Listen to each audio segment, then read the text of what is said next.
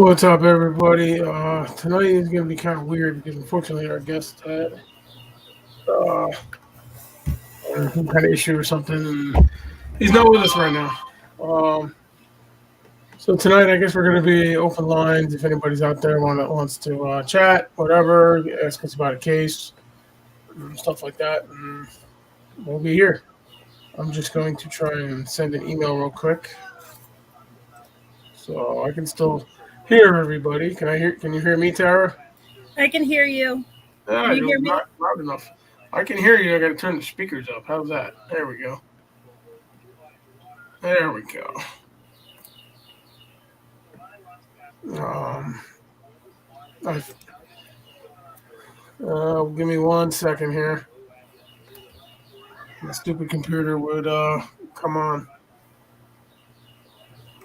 It would work. I'm telling you, I'm gonna throw this thing out the fucking window. I really am. Excuse my French, everybody, but I really am. It's a brand new computer and it runs slower than a 15-year-old computer. Oh, jeez. It's unbelievable.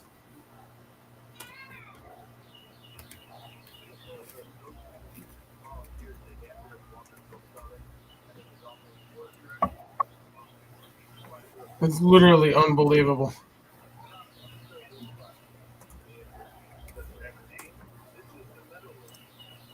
Alright, I just sent them another email. Sent them an email.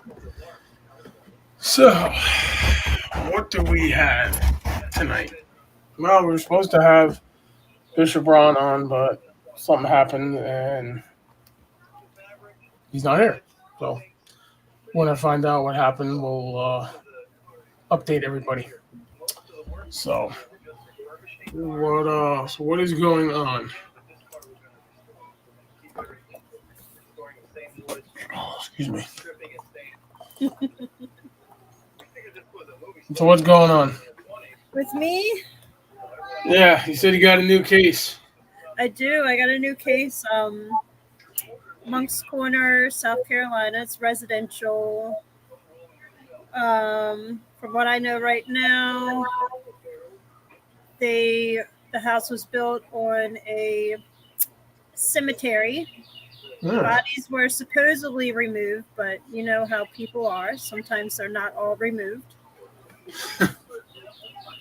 Lazy people, I guess. Very lazy people. Disembodied voices, seeing a woman's apparition, stuff like that. So I'll definitely keep you updated. Nice. Yeah, I just had a wacky case come in the other day. Residential case. An apartment building. She lives in this apartment. And apparently numerous people have moved out of this apartment from time to time. I don't know. She's telling me 15 to 20 people moved out within a year. I don't know how true this is. It sounds doesn't sound like anything if you ask me. She's saying stuff's moving around and she wakes up in the morning with a knife pointed at her in bed. Really? Yeah, I'm not sure. I'm not sure about that. I'm really not. It's I don't know. I gotta investigate it, I guess. But we have. I don't know. We're not going to be able to get to her till like June, July, somewhere around there. Got too many things going on. Oh yeah. Facebook. Remember to start your live video. Duh. A little behind the games there, Facebook. Jeez. But yeah, that's what we got, and and then we have our event coming up, which is sold out. It's sold out in less than a week. Awesome. Yeah. I mean, granted, we only have like 26 people coming, but No. we're doing that to keep the numbers down because it's only two of us running it. So. But what we have coming up. I don't even know what we have coming up. Actually, I'm going to pull that file out real quick. And we can kind of talk about it. Look at this. It's nice and printed. I typed it this time. It's legible. It's legible. I just typed out all my new, I had to switch everything from Free Agent to Spirits of Hell. So I had to rewrite the whole handbook, everything. Because my old computer, remember, broke. So all I have is the hard copies that I had in my book. So I had to redo it all. Very good. I'm proud of you. Yeah, well, I figured out how to actually store files on the computer. On this computer, not this one. This one I'm not even going to try because it'll probably get lost. Stupid thing is brand new and it runs slower than the 15-year-old computer with everything on it. Right. But yeah, but some of the complaints are things go missing, things move around. She wakes up with a knife pointed at her chest. Now it's not actually held. Mm-hmm. Okay, it's on the bed pointing at her. So it materializes there? No, she says it comes from the kitchen. Is she married? No. Does she have kids? She's a 60-year-old woman. Mm. And the closet door's open. Toilet paper goes missing. The whole roll will go missing, not just a few things. She has a glass table that's all scratched up that she didn't do, is what she says. Fire alarm goes off by itself. Boiling water went missing. What? She went to the bathroom. She put a pot of water on the stove to boil it. She went to the bathroom. She came back. It was gone. What? I don't know how much of this I believe. You're telling me something like that. It sounds like you left the pot on the stove, and it just boiled away. Yeah, it turned to steam. So supposedly she got an apparition caught on camera, and I'm still waiting for her to email it to me. She hasn't emailed it to me yet. So I think this is going to be another one of the you're going to have to go see a psychologist case.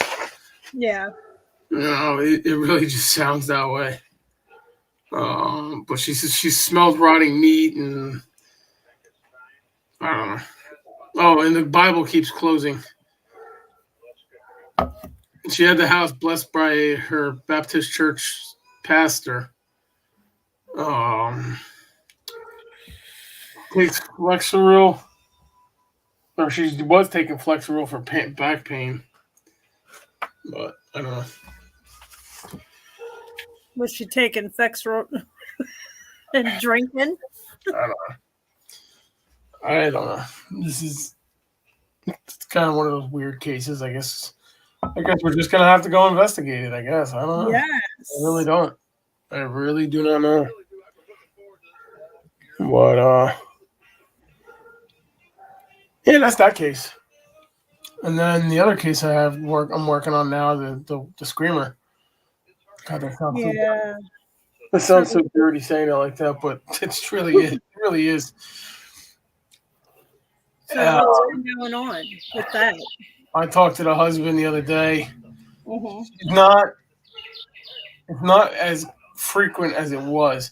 Apparently, she's become a born-again Christian without being baptized. So she's praying a lot and stuff like that. Now, remember, she's Jewish. The family's Jewish, and she's praying a lot. She wants to become a born-again Catholic, which is fine. That's her decision. That's free will. But she removed everything that her mother gave her from the house. She had her husband remove it all. Furniture, all kinds of stuff that she's given her over the years. She wants it all burned. Now, I'm going to read the text. I'm going to read text to you. Just give me a second to pull it up. There.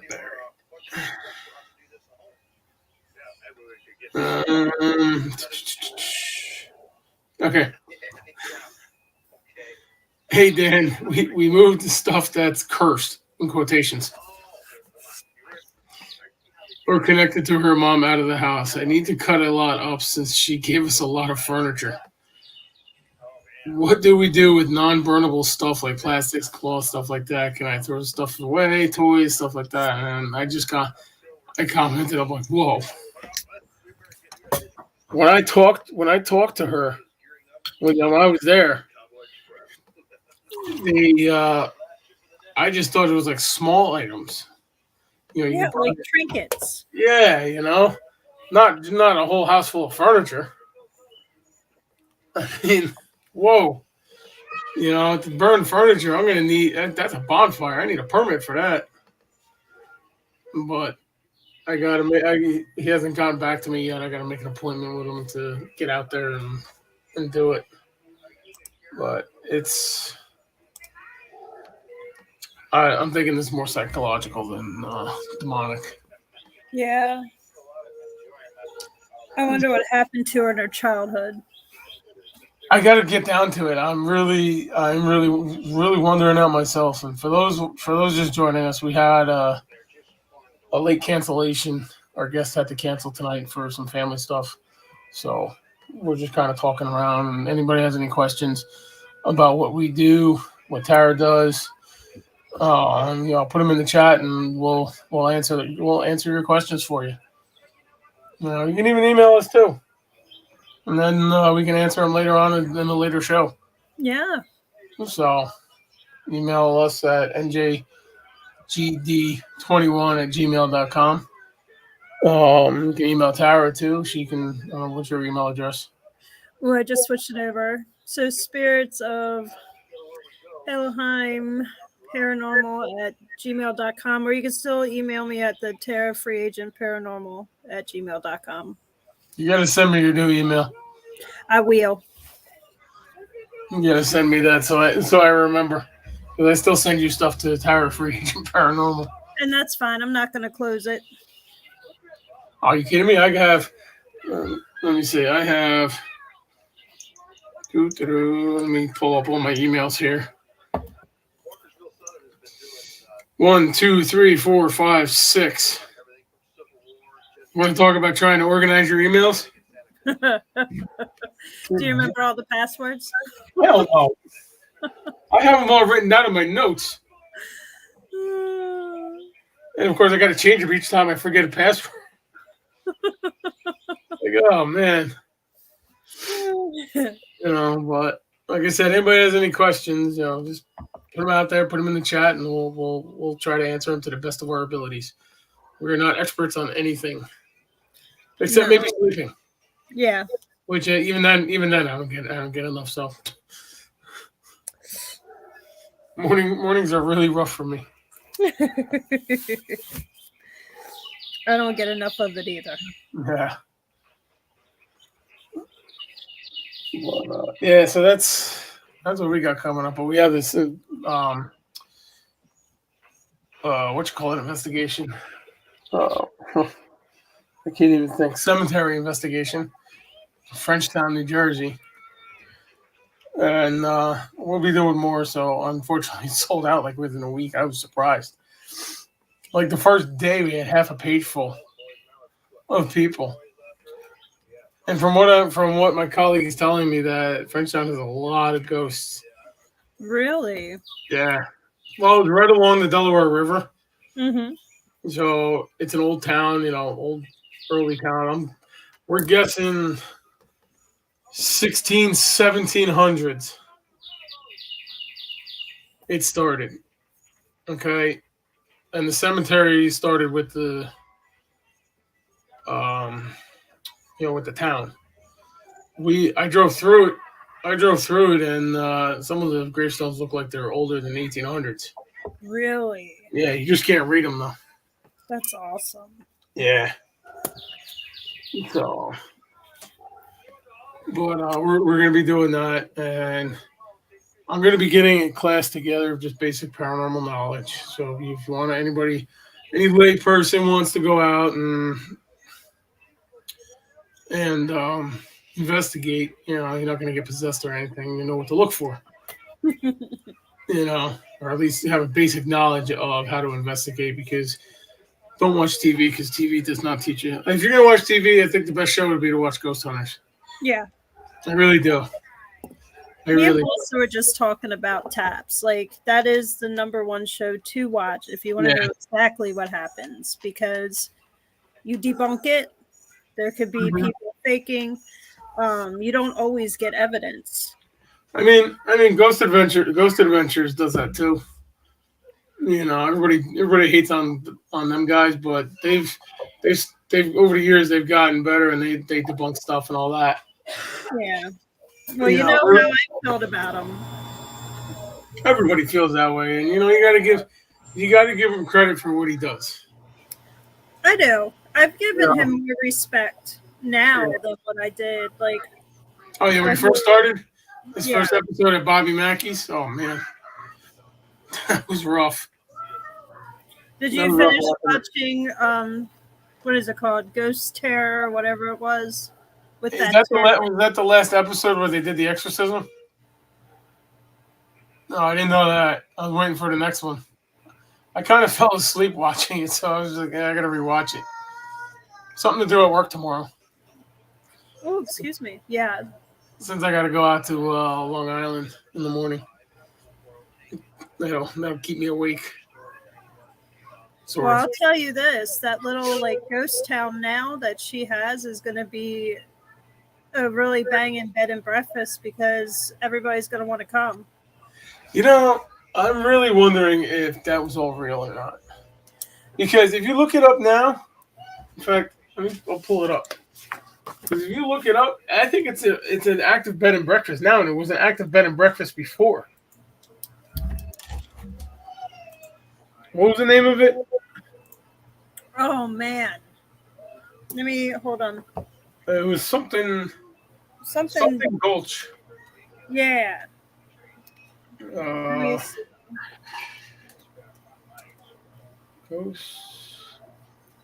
Town.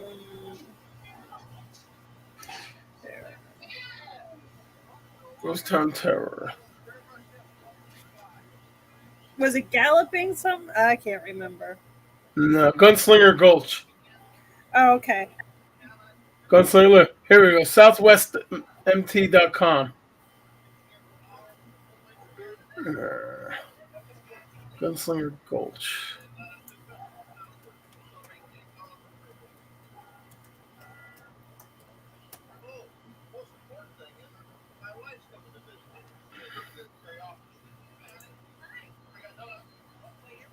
Yeah, I think this is more.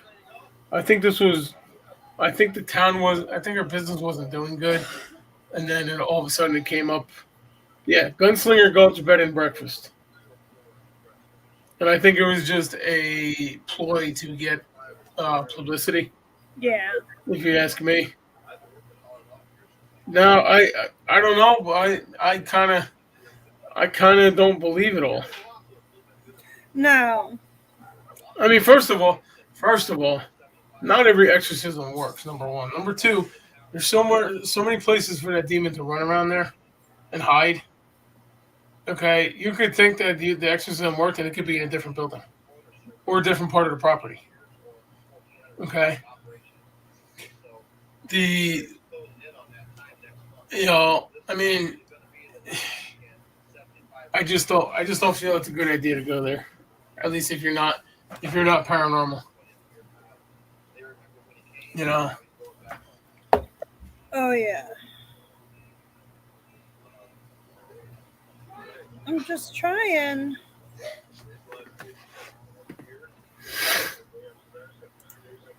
Their website was made in 2022. When was the show recorded? I think it was actually 2021. Is when the show was. But They could have made a new website like I just did. Yeah. I still say that it was a ploy to get publicity. A lot of people do that. You know, you got everybody and their mother on YouTube and all that. I mean, granted, don't get me wrong, I have posted stuff on YouTube and Facebook and done live videos, but I've never done a live video of a private investigation, and I never will. But I mean, you got all these people who are out to do for fame and fortune and stuff like that. Well, yeah, if you see it on TV, I'll give you an example. And I'm not saying White Hill Mansion is guilty of this. White Hill Mansion in Fieldsboro, New Jersey. Okay, they were struggling. They were doing paranormal investigations prior to Paranormal Lockdown being there. But I'm friends with the people there, and after the show, it's like they're sold out, they're booked every weekend. You know, and not to say, and Hinsdale House too. Yeah. Hinsdale House too, and not to say Dan hasn't done a great job because he has. I mean, he's that's what he went to school for is marketing, I guess. I think I heard. So in addition to him doing that, and I think the house would have become popular without the show. But as soon as Paranormal Lockdown hit, boom. Yeah. Everybody flocked to it, and I did it. I was a couple months after. But it's nothing against it. I'm glad it happens because some of these historical houses need it. They do. They need it, but you got people going there for all the wrong reasons. So I don't know. I don't know either. What the hell? Oh. What? I don't know. Whatever. No, come on. Nobody's got any questions tonight? No, nobody I does. know everybody was expecting the bishop, but unfortunately the bishop had a family thing that came up and couldn't be here tonight. So we'll try to get him on again and a few other guests. I think next week we have Evan Jensen again. He's feeling better, so he's coming back. Nice. That's pretty much it for at the moment. I emailed to other exorcists that I've heard of. I've watched on YouTube, and both of them declined, unfortunately. So, it is what it is. There's other people out there, some other people that I've been looking at and watching and stuff like that to bring on. Now, what are you looking for in for a guest? What do you want? Got a heartbeat. Got a heartbeat?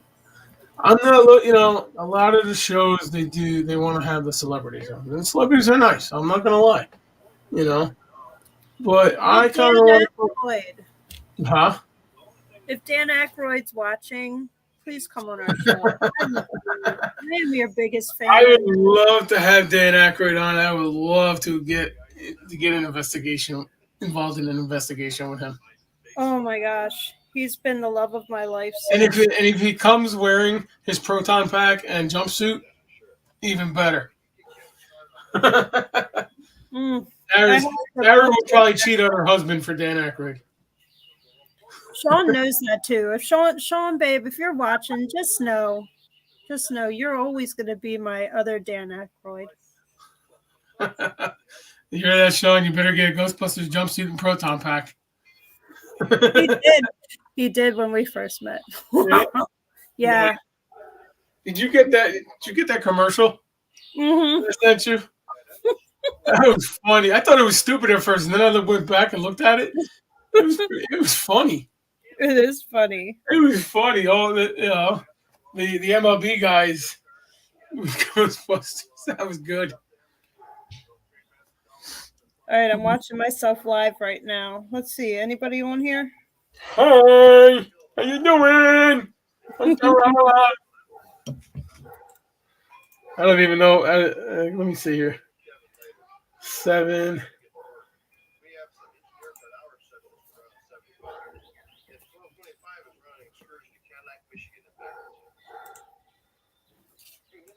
There we go. Oh, it's kind of a delay. Oh, it's funny. It's picking up the I got the TV on behind the computer. I got it low, but it's still picking up the what you call it, the dialogue that they're talking about. I was watching a show called Have Steam Engine Will Travel. Nice. Yeah, it's one of my son's favorite shows. No. And they have these little tank engines that they run around. Right now, they're the Polar Express engine.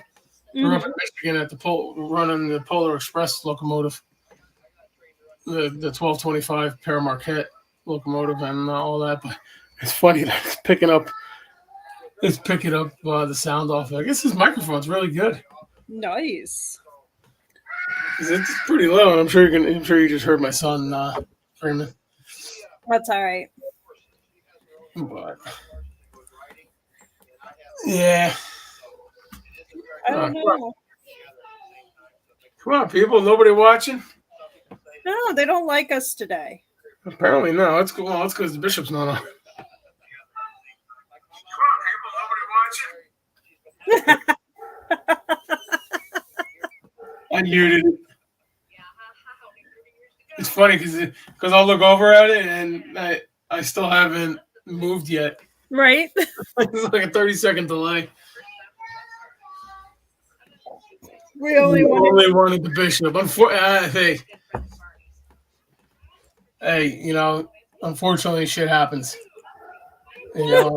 I can't control things. Believe me, if I could, I wouldn't be living in New Jersey. Guarantee you that one. It's kind of mean too. Aw, thank you so much. Thank you, Facebook user. Anything you want to talk about? Ask a question. Ask away. Just don't call me late for dinner.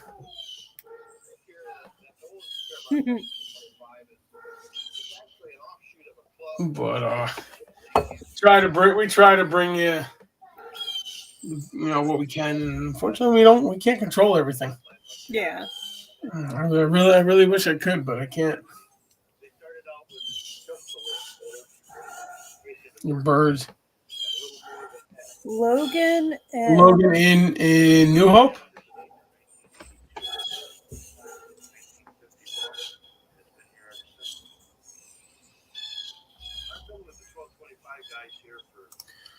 If you're talking about the Logan Inn in New Hope, I've walked in there. I've never actually stayed there.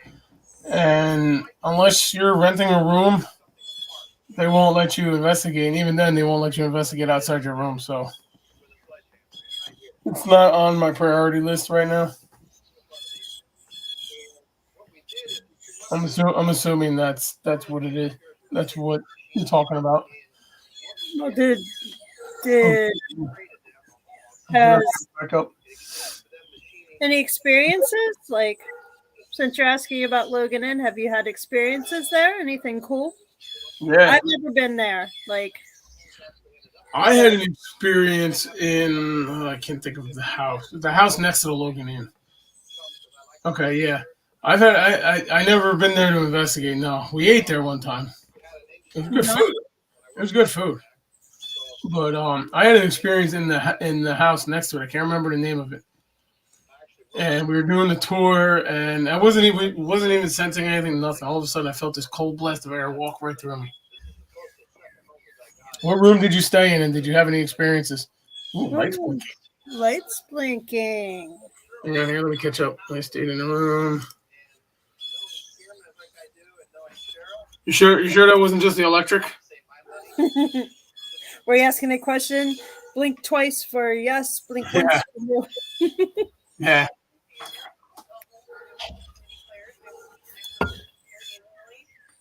Oh, you asked for the haunted room. The haunted room. Nice. Reminds me of that show, like Paranormal Hotels. Can I get the haunted room? I love it. That's what I would ask too. Can I get? Actually, no, I wouldn't ask that. You know me, Dan. I would never ask for the haunted room. Well, you would just find it. I'd be like, I don't want. Just give me a nice, peaceful room so I could just sleep. You're like a bloodhound chasing a prisoner from prison, escapee. Escapee, you can smell them. Sometimes the lights blink. At a certain hour. Nice. That's interesting.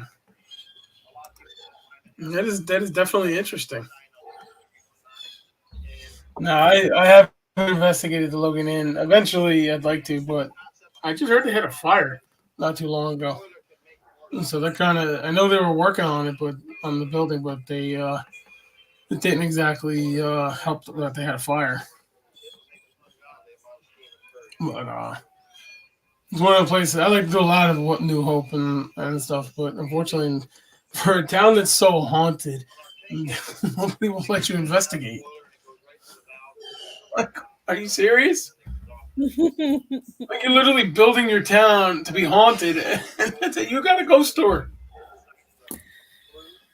You got a ghost tour, and it's yeah. It's weird. I don't know. People are weird. People are very weird. Very, very weird. I'm not one of the weird ones. Yeah, okay. If you're not, then neither am I. Oh man. Let's see what else. What else can we talk about?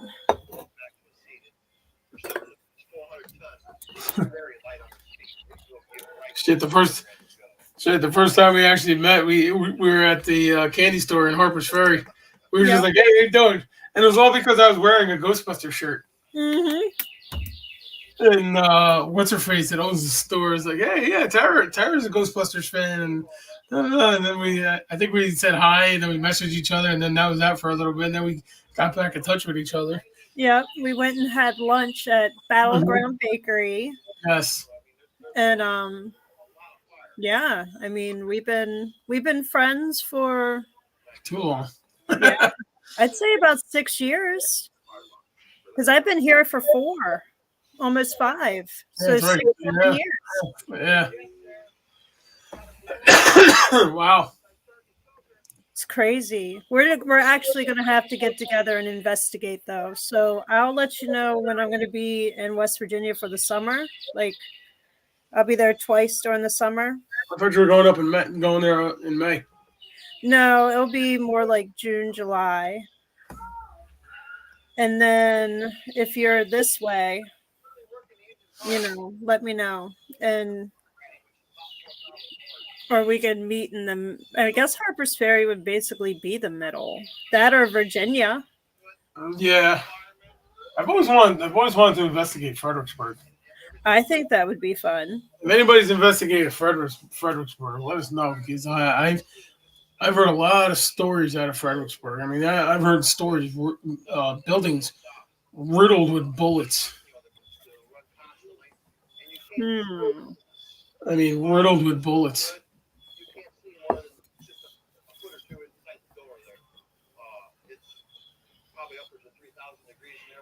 I'd like to get some more. I'd like to find out some more about this area. I mean, this area is pretty, Hunterdon County area in Jersey is fairly haunted, I want to say, because we're not far from the Delaware River. Mm-hmm. Oh, Plus, yeah. we have a lot of streams and culverts and stuff like that. And so settlements would have been put up around the water and stuff. So, but I know there's a few stories out there that we're going to investigate. Unfortunately, we didn't get to investigate the Rockport train wreck. yet because of the case that I'm working on now. Oh. But we will be investigating, and I probably will be probably calling you. Um, that one I might go live from. Okay. That one I might do this from. Because there's nobody's personal information involved or anything like that, and stuff. So that one I might do, but I'll get on and be like, it's behind you. yeah, it's behind you. Not anymore. If you do that, I'll get out some of my equipment and I'll go into a quiet area and see if I can get EVPs from where you are. You a quiet area? I'll What, go are you to, gonna leave your house? I mean, right now, what? You hear the hawk in the background? Yeah. Oh, Why you got guns? it's waiting for me to let my chickens out. Oh, nice. There's the second one. I gotta love Mother Nature. Mother Nature. I don't know about you down there, but Mother Nature's been a biatch lately up here. Yeah, it was cold last week. Now it's getting hot. It was 50 degrees this morning, 70 degrees this afternoon, and dropped down to the 50s again. Oh my goodness. Okay, which I guess it's for this area. I guess it's normal, but it's been raining a lot. It's been raining a lot, and that's what really blows. It's gonna I hope, knock I hope, I hope for our event it's a nice night. We purposely picked the later date for obvious reasons Yeah. and stuff, and I'm actually looking forward to it. And my computer says I'm now watching a live video.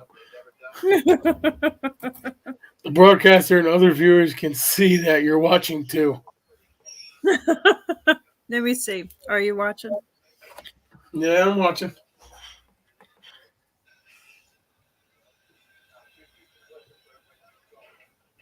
Oh, it doesn't show me I'm watching. What am I watching on there? Hey, it's not showing me that I'm watching it. Huh, that's weird. Maybe I'm not watching it. Hang on there.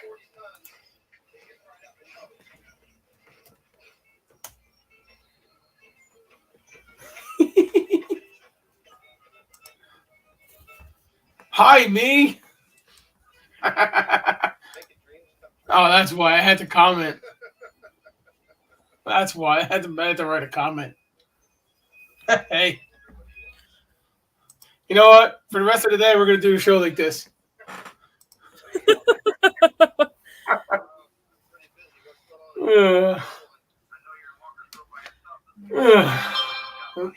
Who's texting me? Oh, saying you commented. Did you look into the battleship or the aircraft carrier? What's your ghost experience?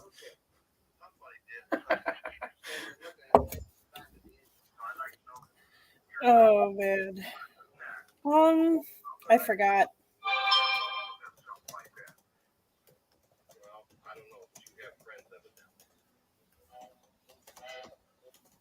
Jeez, you can't type.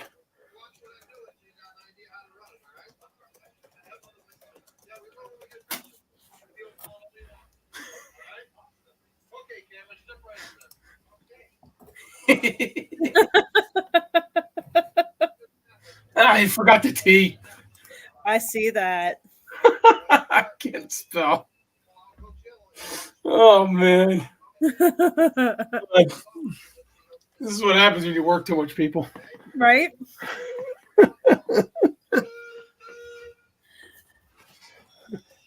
Oh, people, where are you? Maybe my position. Who's watching? There's one person watching. Is it me or you? Mine says only one. Mine says only one too, but there's 3 people watching.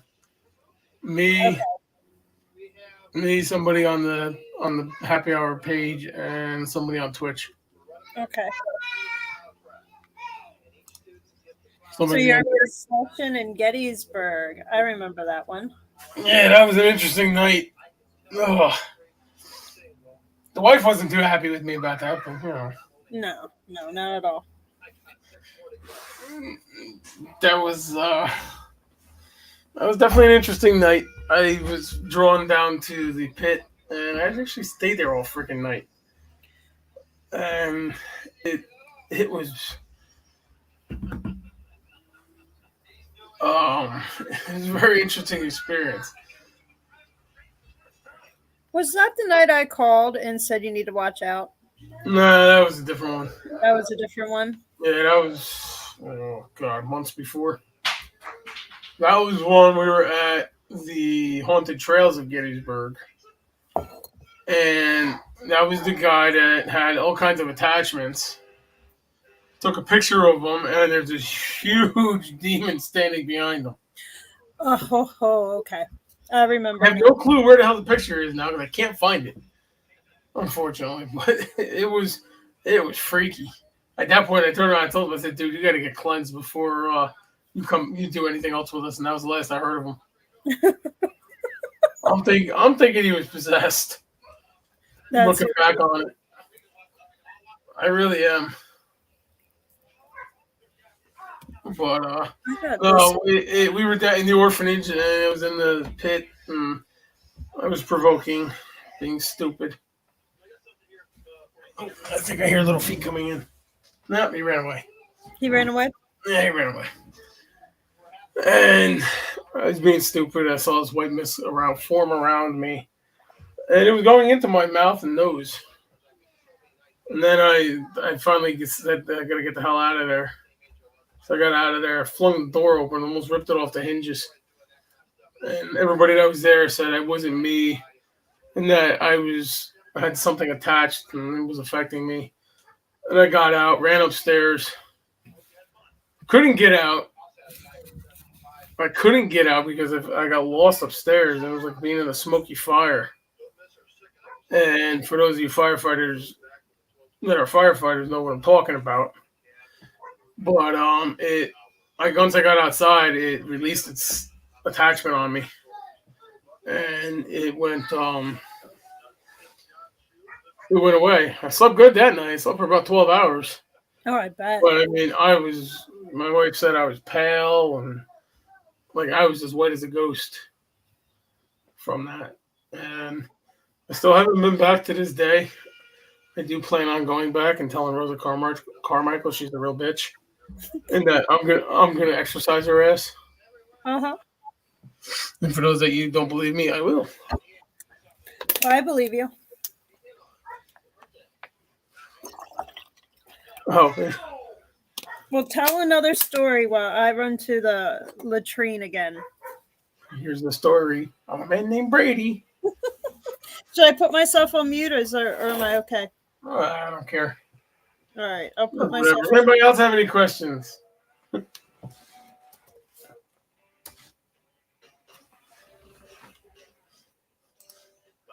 Okay, I'm talking to myself. I don't know. I've had too many stories to count. And I'll tell you how I got into the paranormal. I was in my sophomore, junior year, that summer of high school, and I went out to football camp because in high school I played football. At Penn State was the camp, and we went. My father picked me up, and we went to Gettysburg for the reenactment that year. It's about the time for the reenactment, so we went, and we were running around the battlefield and all that, and everybody was dressed as a reenactor. I really didn't think anything of this. But there goes the door. No, the door did not close by itself. That was the wife trying to keep my son out. Anyway, we were in Devil's Den, and I'm up on top of the rock, and I saw what I thought was a reenactor. Then I looked down into the parking lot. There was no other cars in the parking lot, other than my my dad's car. And I looked back, and the reenactor was gone. And then later on, I read about the Texan that shows up at the at Devil's Den, and they described exactly what I saw. So I'm like, oh, cool, this is great. And that's where I became a believer in the paranormal. Then, for those of you who do know me, I used to have horses when I was younger and before it got too expensive in New Jersey. And I was out there with the Pennsylvania Quarter Horse Association on a trail ride. We stayed at Artillery Ridge Campground in Gettysburg on 134, I think it is, 20-Town Road. And we did a ghost hunt in the campground. I got a picture of it's either me or my friend. We got a picture of a tree, of a Y, like a Y. And there was a man, a Confederate general standing there, and in the picture, I'm like, oh, that's cool. And it's kind of funny because we were out trail riding at Pickett's Charge, and all of a sudden both horses stopped dead in their tracks, turned around, and hauled ass home. Hauled ass back to the campground. I mean, we couldn't even stop them. That was my second brush with the paranormal. That's when I started, just kind of wandering around, taking pictures and stuff like that. And, and then here, lo and behold, 15, 20 years later, I don't know how long it's been. Here I am, dealing with the cases nobody else wants to deal with. Yeah. I don't feel like dealing with those. That's why I call you. Oh, come on. They're fun. Oh. They're fun. And how many times do you get to curse at a ghost? Well, I do all the time. Usually they curse at me, so. I've been called some pretty nasty names. I got called gay in one of them. I got an EVP, a Class A EVP that says you're gay. Like, really? That's all you got? And by the way, I'm not. And I don't really care if you are or not. Sarah, how did you get into the paranormal? Oh, me? Well, I was born a natural medium, and I actually got into it. She's weird. Watching Ghostbusters as a kid. That just shows how old I am. I went and saw the second one in the theater with my dad, but they actually made me feel like I didn't need to be afraid of spirits. And then I started reading books. The first book I got at a library was a ghost book, and just started realizing that I could talk to them, and I could see them, which was scary at the beginning, but now I just tell them there's a revolving door, you get out and you can't come in. But I really got into it when I was 16, started, EVPs, and I took string and would put flour on the floor, all the really old school stuff. I still do that today. Yeah.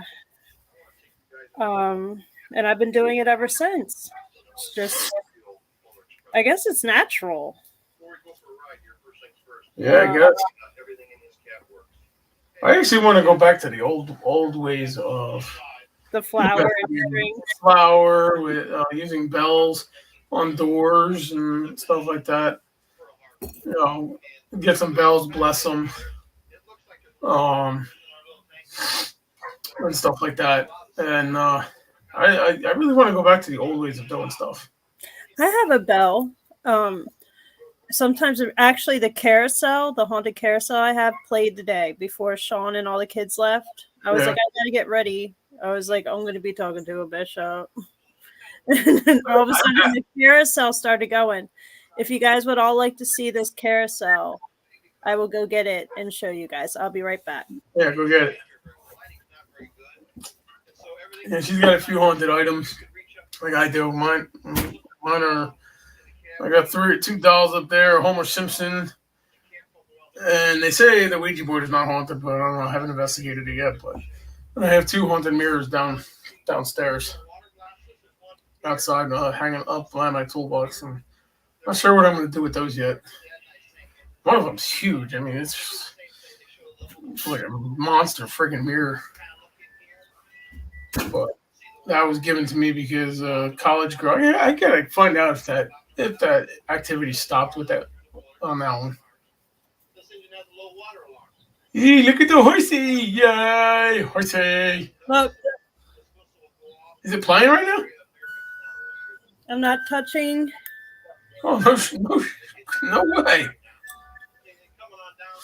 I'm gonna put it somewhere else, and it's stuck on the bottom where I can't move the thing. So it's been playing the whole time in the room. Nice. So We got a question for you. Have you ever connected to the people that you have known who have passed? I have, and I have connected with people all over the world who have messaged me. Like when I used to be on the paranormal pages, I would say, I'd be talking to other people that were mediums and stuff, and then people would just automatically message me and be like, "Hey, my friend has this thing going on." I'd be like, "Don't say anything." Then we try to figure it out. I had one in New Zealand, and I explained to this person that her friend's kids. I said it was a boy and a girl. We're seeing like a really tall shadow person. And she was like, "How do you know that? And how can you go that far and see that?" I don't know. I have no clue. Like, I come prepared. me too. Mine's bigger. I've been sticking it in my ghost cup. If anybody wants this, well, wait. Where is it? Okay, that's on Amazon, y'all. Nice. Great. Now we're gonna get blocked.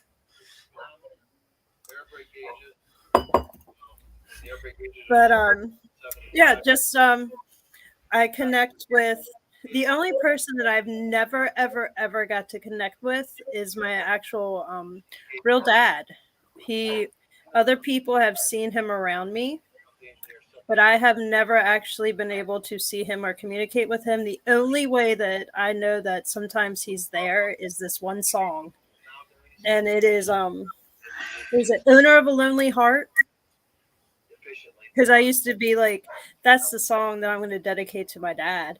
And it comes on, like, it will change radio station and be on and stuff. It's crazy. But yeah. Yeah, a lot of people. I've kind of helped Dan out a little bit with his mom and stuff. And you just throw something at me when she wants attention. yeah. Or she slaps me upside the head. She's done that a few times. She did that the other day when me and the wife were having an argument. Oh. I was at work and all of a sudden, we got done arguing and hung up the phone and all. Next thing I know, I go, boom! Ow! That was in Pennsylvania.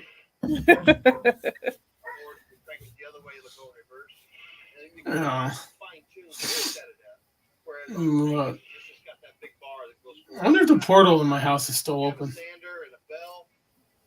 Did you do anything about it? I couldn't find anything to close it, but I saged and I blessed every room in the house, including the bathroom and the toilet. And I haven't actually checked it lately. Mm-hmm. But I'm just curious to see if anything's still coming all over.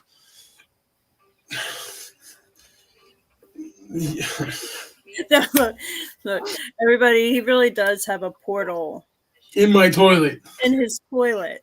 And everybody needs to realize that it's a water source.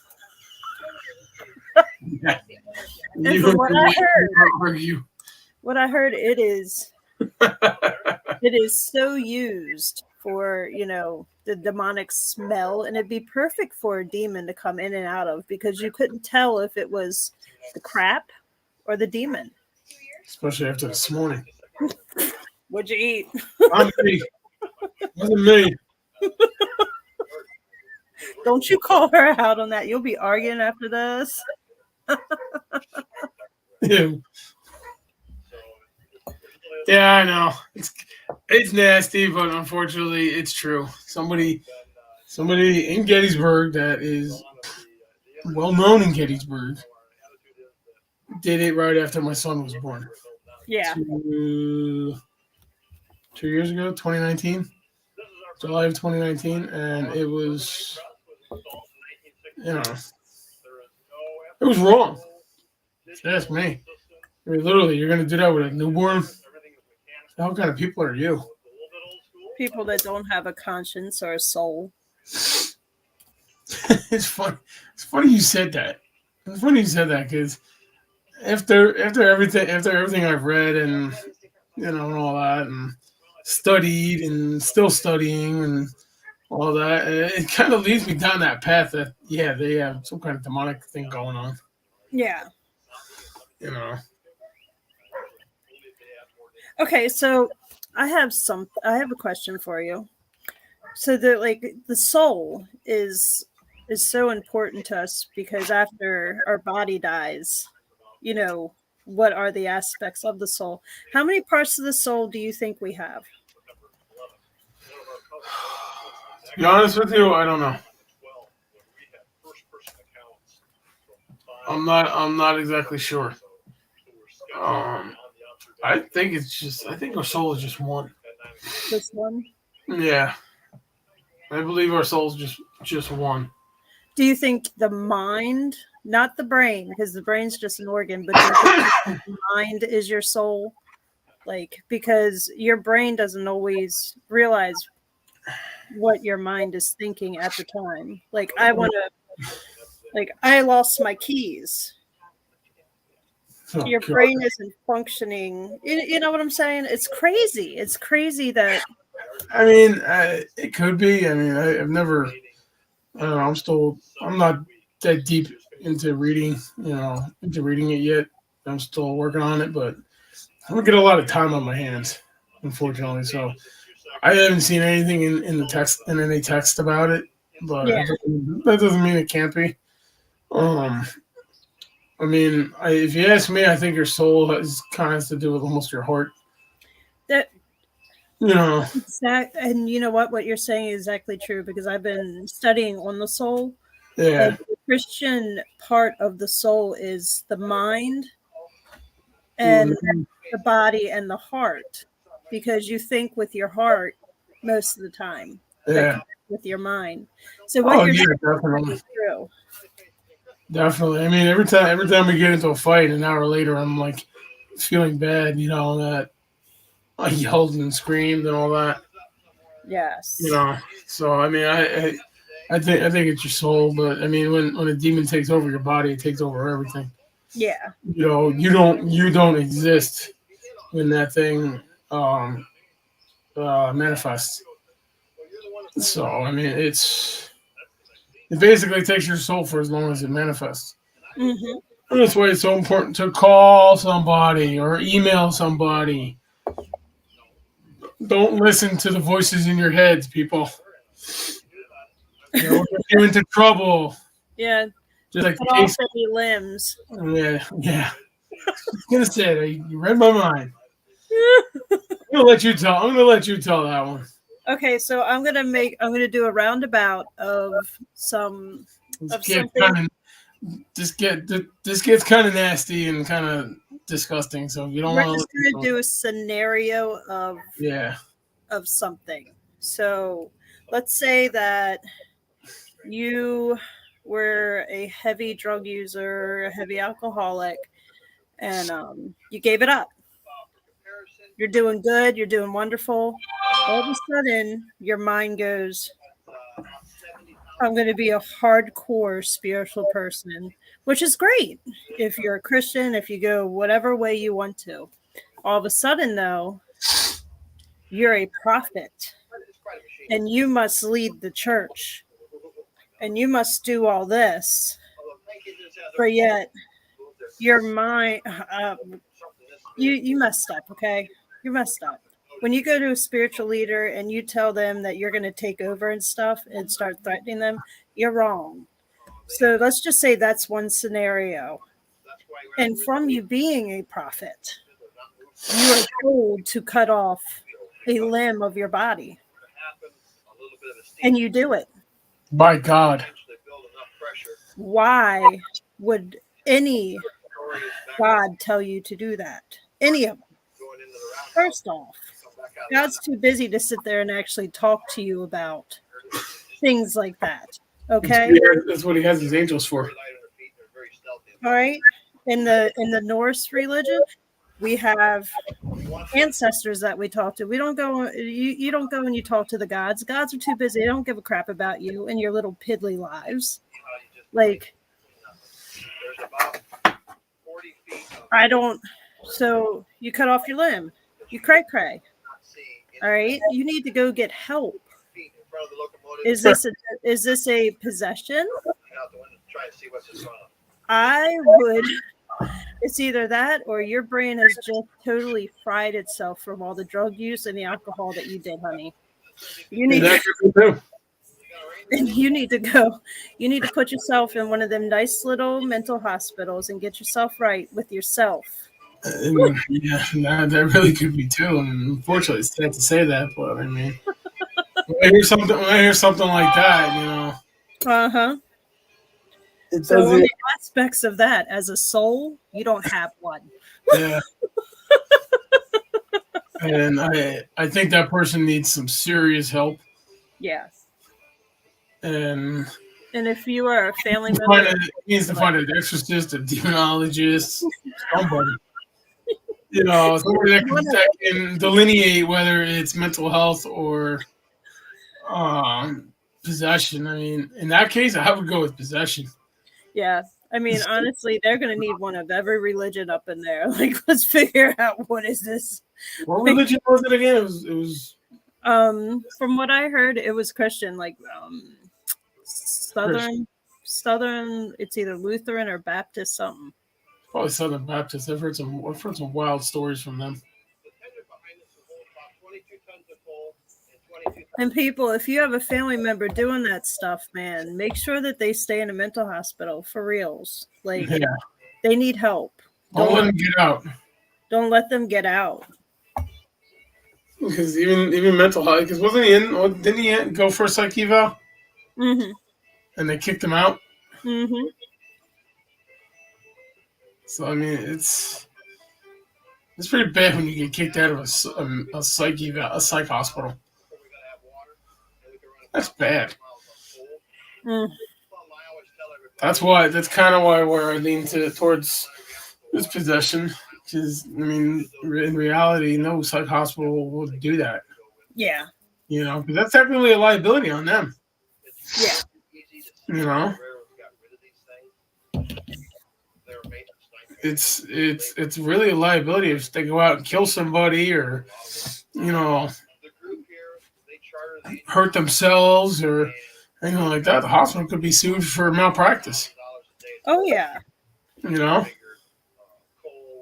So, I mean, it almost reminds me of a movie that I saw, which is, I think it's the Vatican tapes. Oh my gosh. Did you see that one? I saw half of it and I had to turn it off. It's an interesting movie. It really is. It really is. And when I was watching, I was like, holy crap. Mm-hmm. Because they released the woman from the hospital. Except she's dead. Yeah. The woman is dead. But she's alive. How does that happen? Well, they say she was possessed by the Antichrist. Because they had, she had, stigmata, the things on her hand, like I have. Mm-hmm. But no, it's not stigmata. I have it on both hands and both feet. Which I find is kind of funny that it's in that spot. But that was a workplace cut that I just kind of kept opening up to clean it. But that was that was an interesting movie. Killed the family, killed the priest, killed the exorcist, left the priest alive. And for those, I can't give any more details. So for those who want to watch it, go watch it. It's called The Vatican Tapes. It's an interesting movie. Very interesting. Very nice. We got some mosquitoes up in here the size of a small dog. Get the heck out of here. You are in South Carolina. Good Lord, they can carry me away. Well, yeah. You're possessed. I mean, come on. Because that's demon print. What my mom calls bugs is demons from hell. Some of them are. She goes, "Get back to hell where you belong." The power of Christ compels you. That's what I do when I slap them. You gotta get that. You gotta get that meme with the exorcist exercising the woman floating with the cup of coffee. The power of coffee compels you.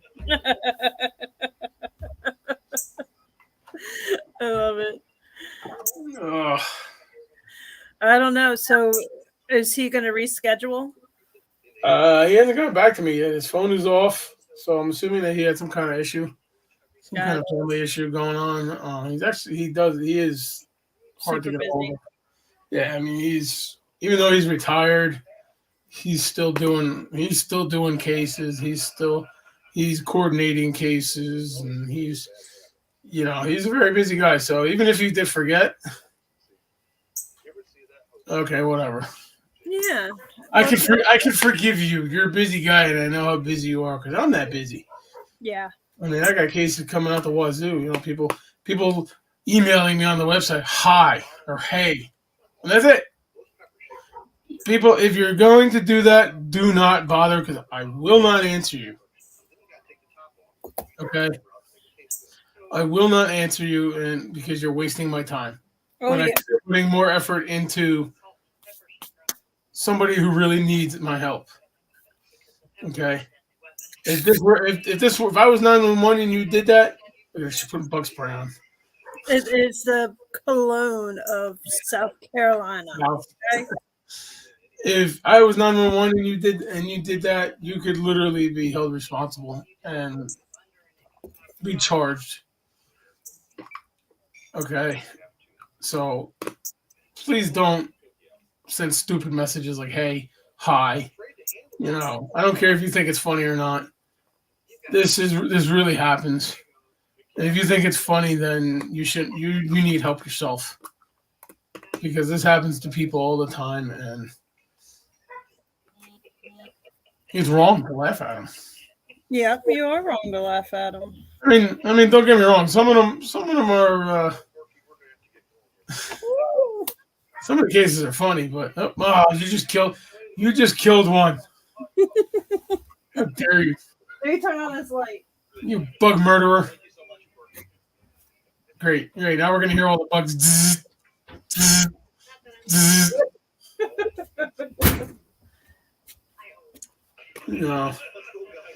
But if you're looking for a laugh, go somewhere else. Yeah. I'm not gonna answer you. I'm sorry to say, but I'm not gonna answer you. I don't think anybody would. The motion light just came on by itself. Oh. Well, that could be a bug. That could be one of your giant mosquitoes down there.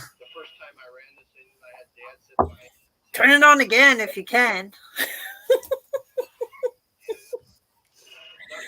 Let's see if it does. Better lighting.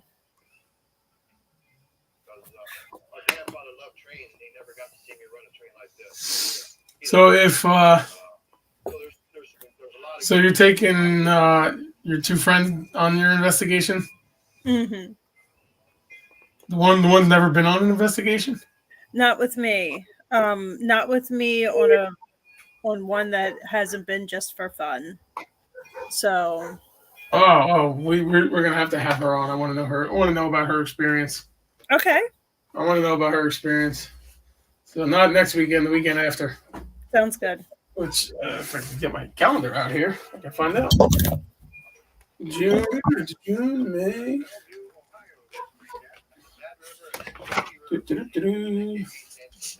Sunday is Evan. So this the 8th. We will have her on the 8th. So let me know.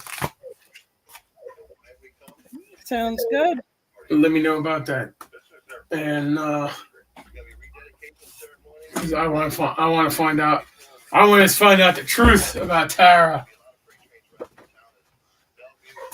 My paranormal investigating styles is very. I'm mean. I'm rude.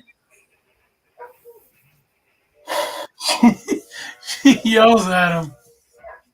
I tell them that they're wrong and they need to be doing stuff correctly. Again, the power of coffee compels you. Leave. No, I'm actually one of the nicest people I'll ever know. I just have this face and it naturally looks like that, but I'm really nice. Oh my God. Hey, look at that. I got a stink bug in here. Oh, these stupid stink bugs. I'll leave. These dogs better knock off their barking. Like, All right. dogs? No, not yet. Do you have any? Dogs? No, I had to put my dog down. Oh, I thought you said lightning bugs. See how much I pay attention? I'm in the house. Oh, I wish I was outside. It's nice outside right now. It is very nice out. So who is the guest for next week? Next week is Evan Jensen. The guest we were supposed to have a couple weeks ago, but he was sick. So, and then I will confirm with him once, the end of the week. And I'll have to get the bishop back on again. Alrighty. I'm trying to get some other bishops or other exorcists to come on. Some other people. So if anybody just wants to chat, from a different team or whatever. I mean, I'm not really looking for celebrity recognition. No, Either is better. I mean, I'm a friendly guy. I may not look it. I'm a friendly guy. Just don't piss me off. No, just kidding. I am a friendly guy. So if you want to chat, talk about experiences, you want to talk about, your first date with somebody, or your ex-boyfriend. I do ex-boyfriend removal services.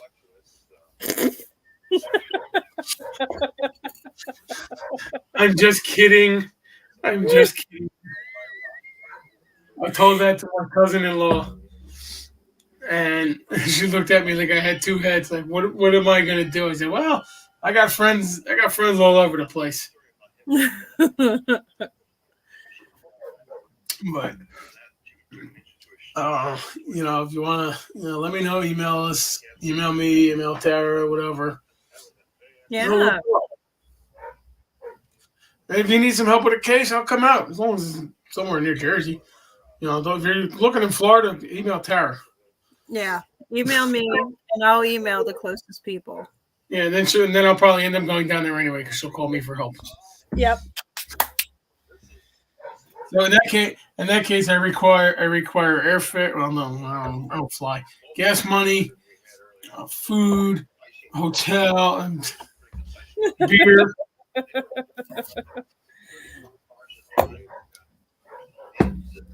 So, but I mean, it's a rough world out there, It's a very rough world. And we don't necessarily have to have a guest on it every time. We can just chit chat like we do most of the times. And we'd love to chit chat with you guys. Yeah. Ask away questions. That's why we're here. We're here to talk paranormal. Paranormal happy hour, y'all. Yeah, bring your beer, your whiskey, or whatever the hell you drink. Moonshine. Yeah. Not moonshine though, but you send it. I require moonshine too from down south. Oh. And not apple pie. I'm talking the real stuff. It's been a long time since I had the real stuff. Stuff you can sniff and get hammered on. You going? Yeah. But I make myself sound like an alcoholic. And I haven't had a drink I haven't drank a beer since the other night. It was the first time I drank in a long time. We were out to dinner and I had a couple of beers with dinner, and that's it. Really? Yeah. There's a place up here called the Chimney Rock Inn, or 1863 Chimney Rock Inn, whatever it's called. It's down in Flemington, and they got some really good food. A little bit pricey, but it's worth it. Nice. It's worth it. It's worth it.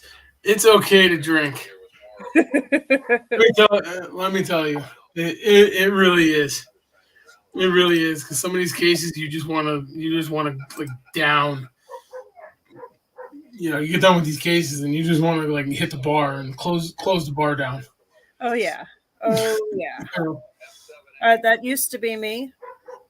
I'm too old now. My hangovers are horrible, so I try not to. I can't even remember the last hangover I had. Oh God. It's been that long. After I got sick and I threw up in the wife's flowers. Although they came out, they grew well. So I don't know why she's mad at me. Nice. Yeah, they grew pretty well. That was probably the last time I really drank to that point. What are they? They are just barking away. Damn dogs. I know, right? But yeah, it's so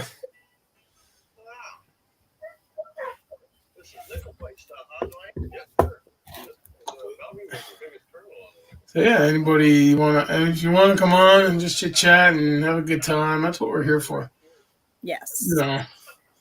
We're here to help. We're here to make friends. We're here to make colleagues.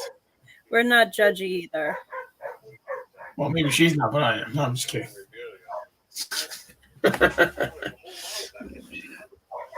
I save my judgment for the end. Yeah. I really do. If you go into a case and be stupid, I'm gonna turn around and tell you to leave. That's one of the rules. That's one of the rules of our event. Don't do anything stupid where I'm gonna have to kick you out. Because it's not gonna just come back on you. It could come back on somebody else. Oh yeah.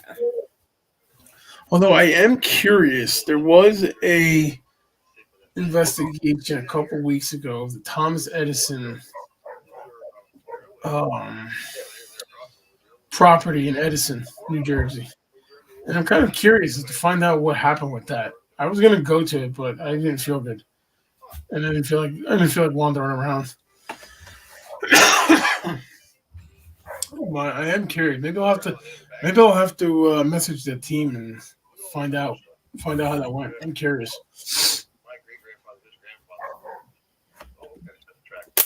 I think I'm gonna do that.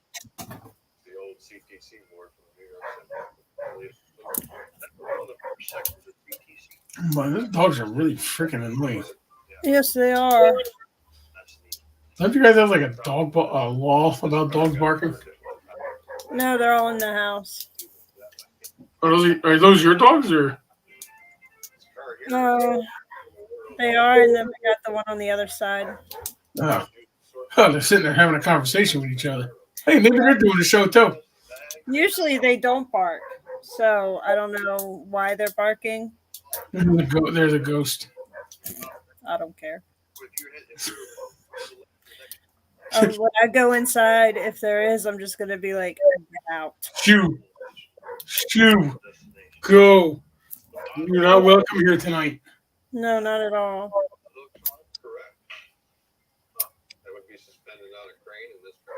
My new thing now is definitely saging myself after each one. Since that one YouTube video that we watched. The Paranormal Files? Yep. Don't even get me started on that. But I'm seeing more and more of that stuff lately, and I'm not liking it. I'm really not. definitely need to sage my bitch slap hand. Slap hand. I would love to do that to those people. That's the problem. We did a whole uh, episode on that, and that's the problem with some of these things is that you're watching these YouTube videos and they're doing stupid shit like forgive my French, but you know, and they're doing stupid stuff like that, like, oh, come into me, use my body. If you're a demon, use my body. Oh my God, you just possessed yourself. Yeah. Like I don't know what goes through these people's heads. I get it. You want views. You make money on this crap. You're not in it for actual research or to help anybody. No. I would love to get paid for what I do. Entertainment is what they're doing. Yeah. You are entertainment, therefore you are fake. Yeah. I'm not saying all shows are faked, but all YouTube shows I would say are faked. I don't believe anything. I watch them to laugh at them. Oh yeah. It's I don't know. Stupid people. Well, y'all. Maybe we ought to find some more and do some more about that. We should do that. We should do one on mediums and like sensitives to tell fake or not. Hold on. I'm feeling something.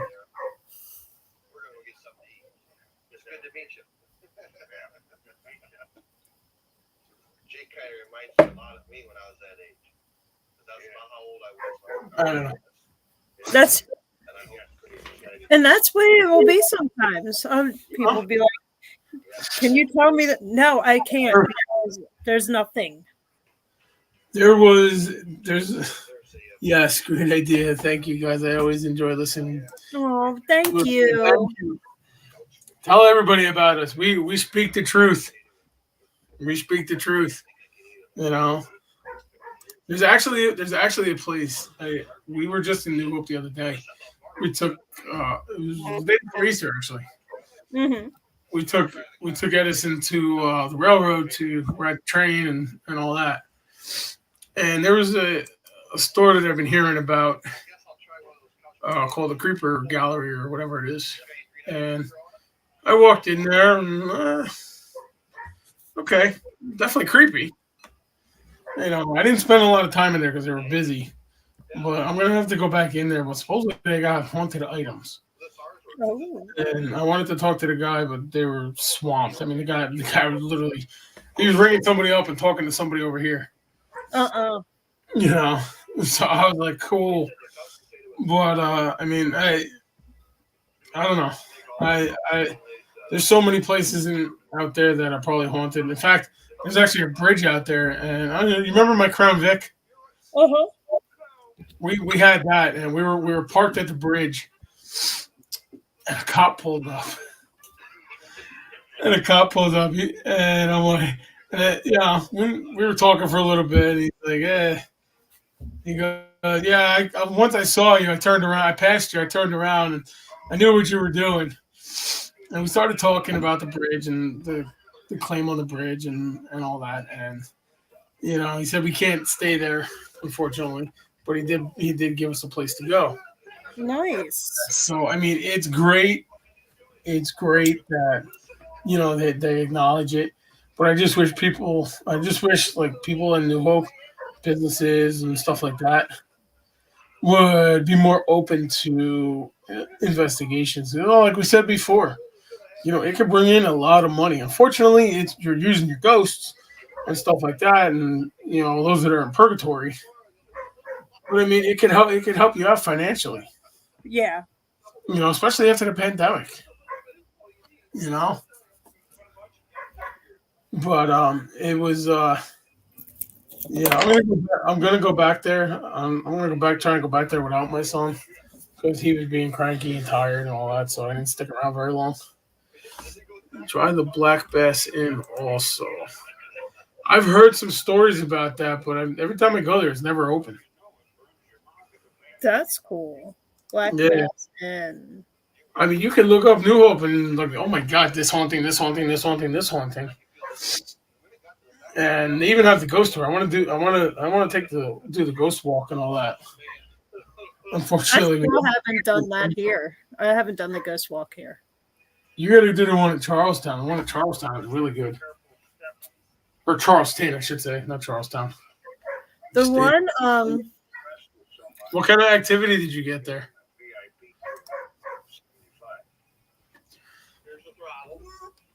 Because we did that, and oh my God, that was nuts.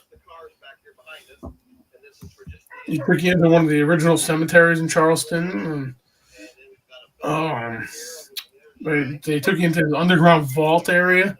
really?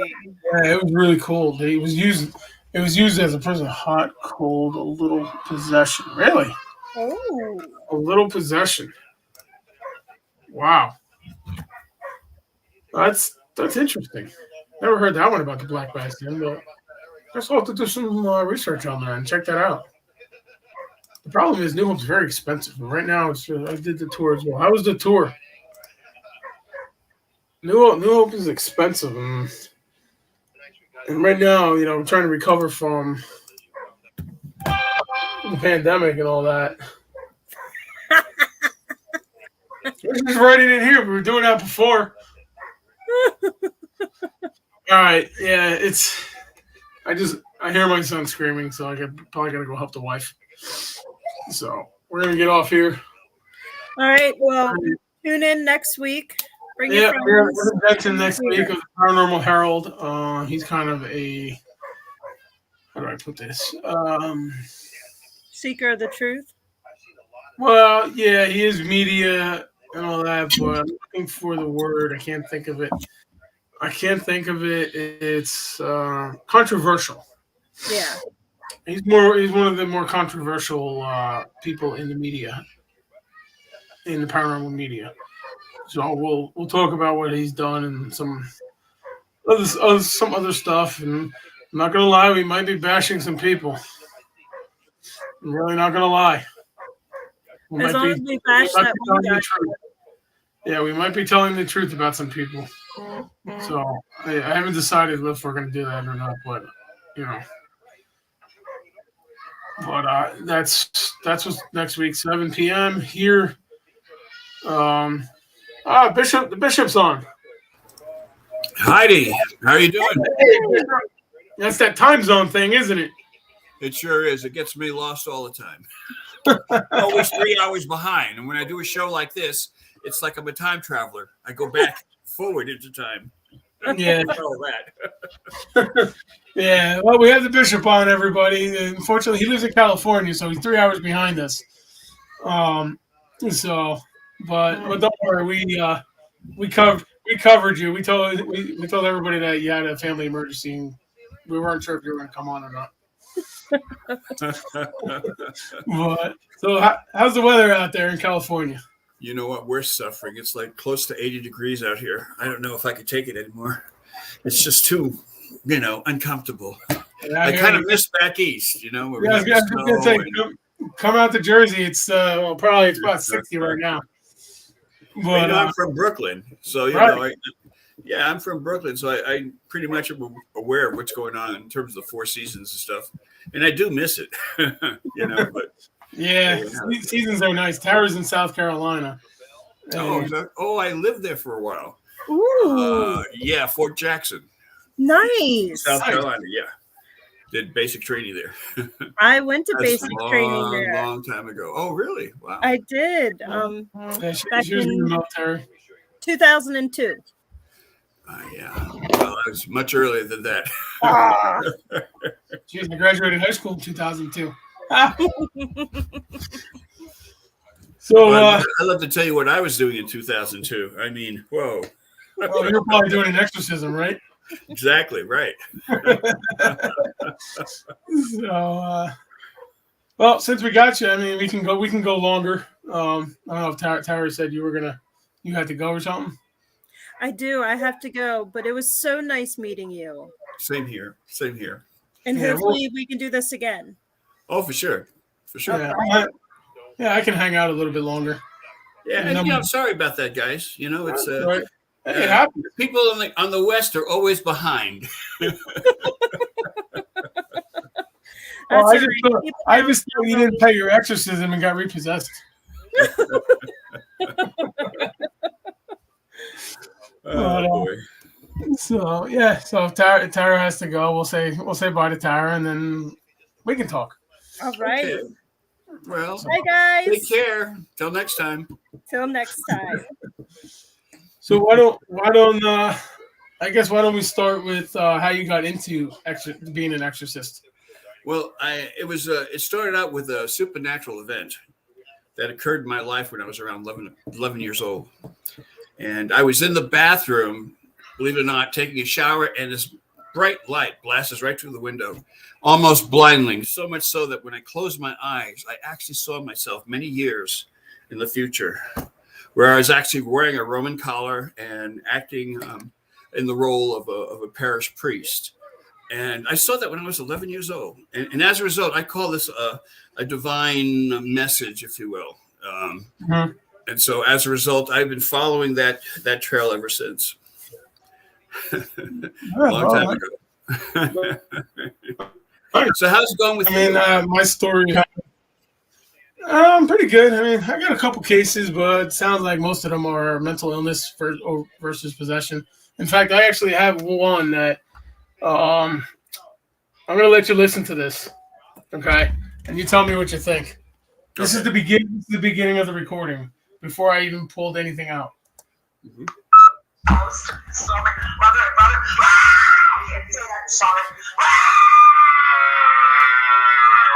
went over to this disgusting, evil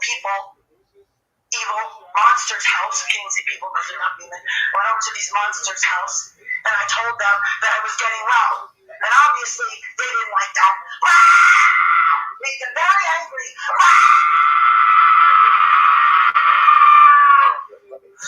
So she was.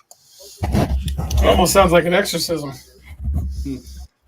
This case came to me. The husband called me and requested us to come out and assess it. And she claims that her mother and her brother are cursing her.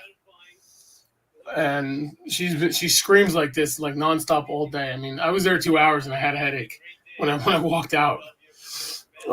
So I've been in contact with the husband. I recommended to get the psychological exam done before we go any further, and that if she wanted to, she was telling me about stuff that she had from her mother, and I said, well, we can burn the stuff in a holy fire. Little did I know, her husband called me Thursday or Friday of last week that they had a lot of furniture that was given to her. So I told him, I said, well, I can't burn furniture without a permit. I mean, I can bless it, I could do whatever, but, even her husband doesn't believe. But, I mean, what are your thoughts on that? Well, I think you said well to have them have this person have a psychological evaluation and to make sure that it is, what you're dealing with is actually a true demonic entity. But I also will say this, demonic oppression is when a demonic entity places an implant in your brain, and as a result, your whole demeanor starts going slowly down. You start having bad habits, for example, and things happen where you're totally fixated, which all this could lead to a full possession. But getting back to the mental health issue, there's a very fine line between mental health and symptoms of demonic possession, as you know. Mm-hmm. And that fine line is, in my opinion, is that if a person is mentally ill, who's to say it wasn't the demonic that placed a seed in their mind to begin with to start off all of this negative behavior and other strange things that are totally abnormal. That's a possibility. So I'm always like, real cautious in terms of what I listen to and what I see. Sometimes it's really hard to hear what's going on in a recording, or pictures. Videos are sometimes very, very helpful, especially. And so it's really, it's kind of tricky, but you do have to make an assessment, and it's very important before you do anything else. Exactly. I mean, the other thing too is during one of her screaming fits, I looked in her eyes. I looked at her right in her eyes, and her eyes were wandering, like when she was looking around to see who was watching her. So I'm not 100% convinced that there's anything demonic there. If anything, I would say it's more, like I said, it's more mental illness at this point. But I'm just waiting for the psychological report. Unfortunately, their insurance is giving them a problem about it. Really? Yeah. So I would make a suggestion. There's a lot of free clinics that they could go to actually get a psychological evaluation. It won't be in detail, but at least it'll run through the main basis as to what their stability is. Yeah. So there are other avenues, but that's correct. You have to know what you're dealing with. Yeah, exactly. You read everybody, oh, this person's getting an exorcism. And a lot of the phone calls I get, first words out of their mouth, I need an exorcism. Okay, why? Hang on a sec. What do you need? This. Okay. I also need you to hold him because I have to rinse it out. Yeah. Nice thinker. So now you get. So I got my I got my son. Hey, how you doing there, buddy? Yeah. What's his name? Edison. Edison. Wow. Yeah. Oh, He's two. He's two. He hasn't been feeling good the last couple of days, so. Oh, poor thing. He's tired today. I have a 2-year-old grandson. I'm sorry, I have a 2-year-old granddaughter, and then I have a about 6-month-old grandson.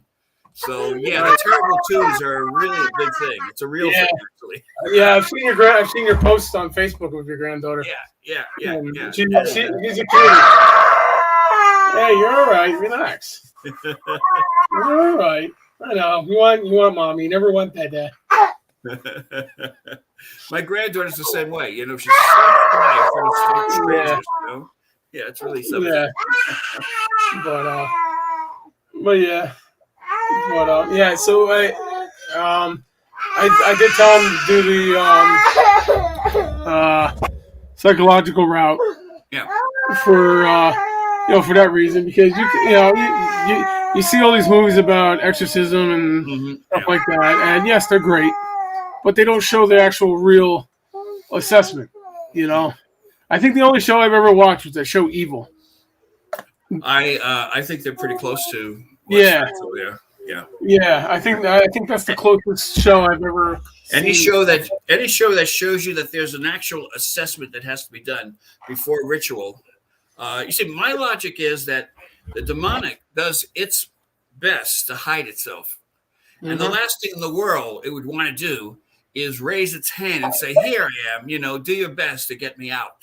Okay, it just doesn't work that way. Okay, in fact, if anything else, you'd have to do a lot of digging and to find out exactly what you're actually dealing with. And if it is a demonic entity, then you have to take the proper steps. But first of all, the psychological evaluation is extremely important. So much so in my organization, we actually have 3 psychiatrists, and one's in the UK, and one passed away about 6 months ago. And he was a really great guy. But anyway, you have the scientific community that's willing to get on board if they're open-minded enough. And, fortunately, I've been real blessed to know a lot of people in the professional community in regards to mental health. Extremely important. And you know what? There's always cause and effect. Okay, why is a person acting a certain way? Is it a chemical imbalance in the brain? Or is it actually something more sinister, like a demonic entity, perhaps maybe a demonic oppression that's going on? Or maybe that person is living in a demonic infestation, which is like, a whole house could be filled with all types of dark entities. Yep. And that's another big thing that we have to watch out for. But, whatever you do, you always walk into a situation with both eyes open because, you never know what's going to happen until it actually happens. I equate investigating it like being a firefighter.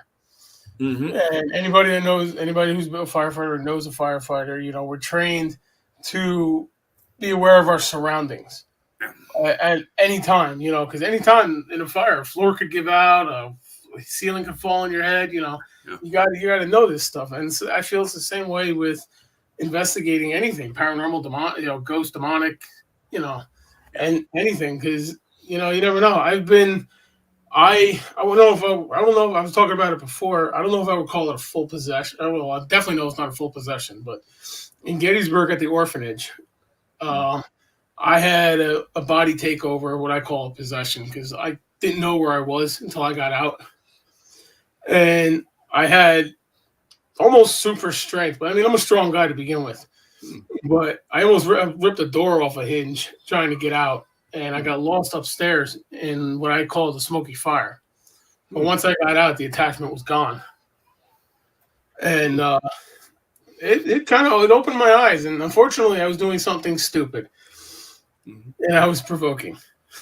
Yeah, you never do that. You never want to do that. No. No, you never do that. And I learned my lesson that night because... I bet you did. I tell you what, though, I did get some great sleep that night. I slept for 12 hours.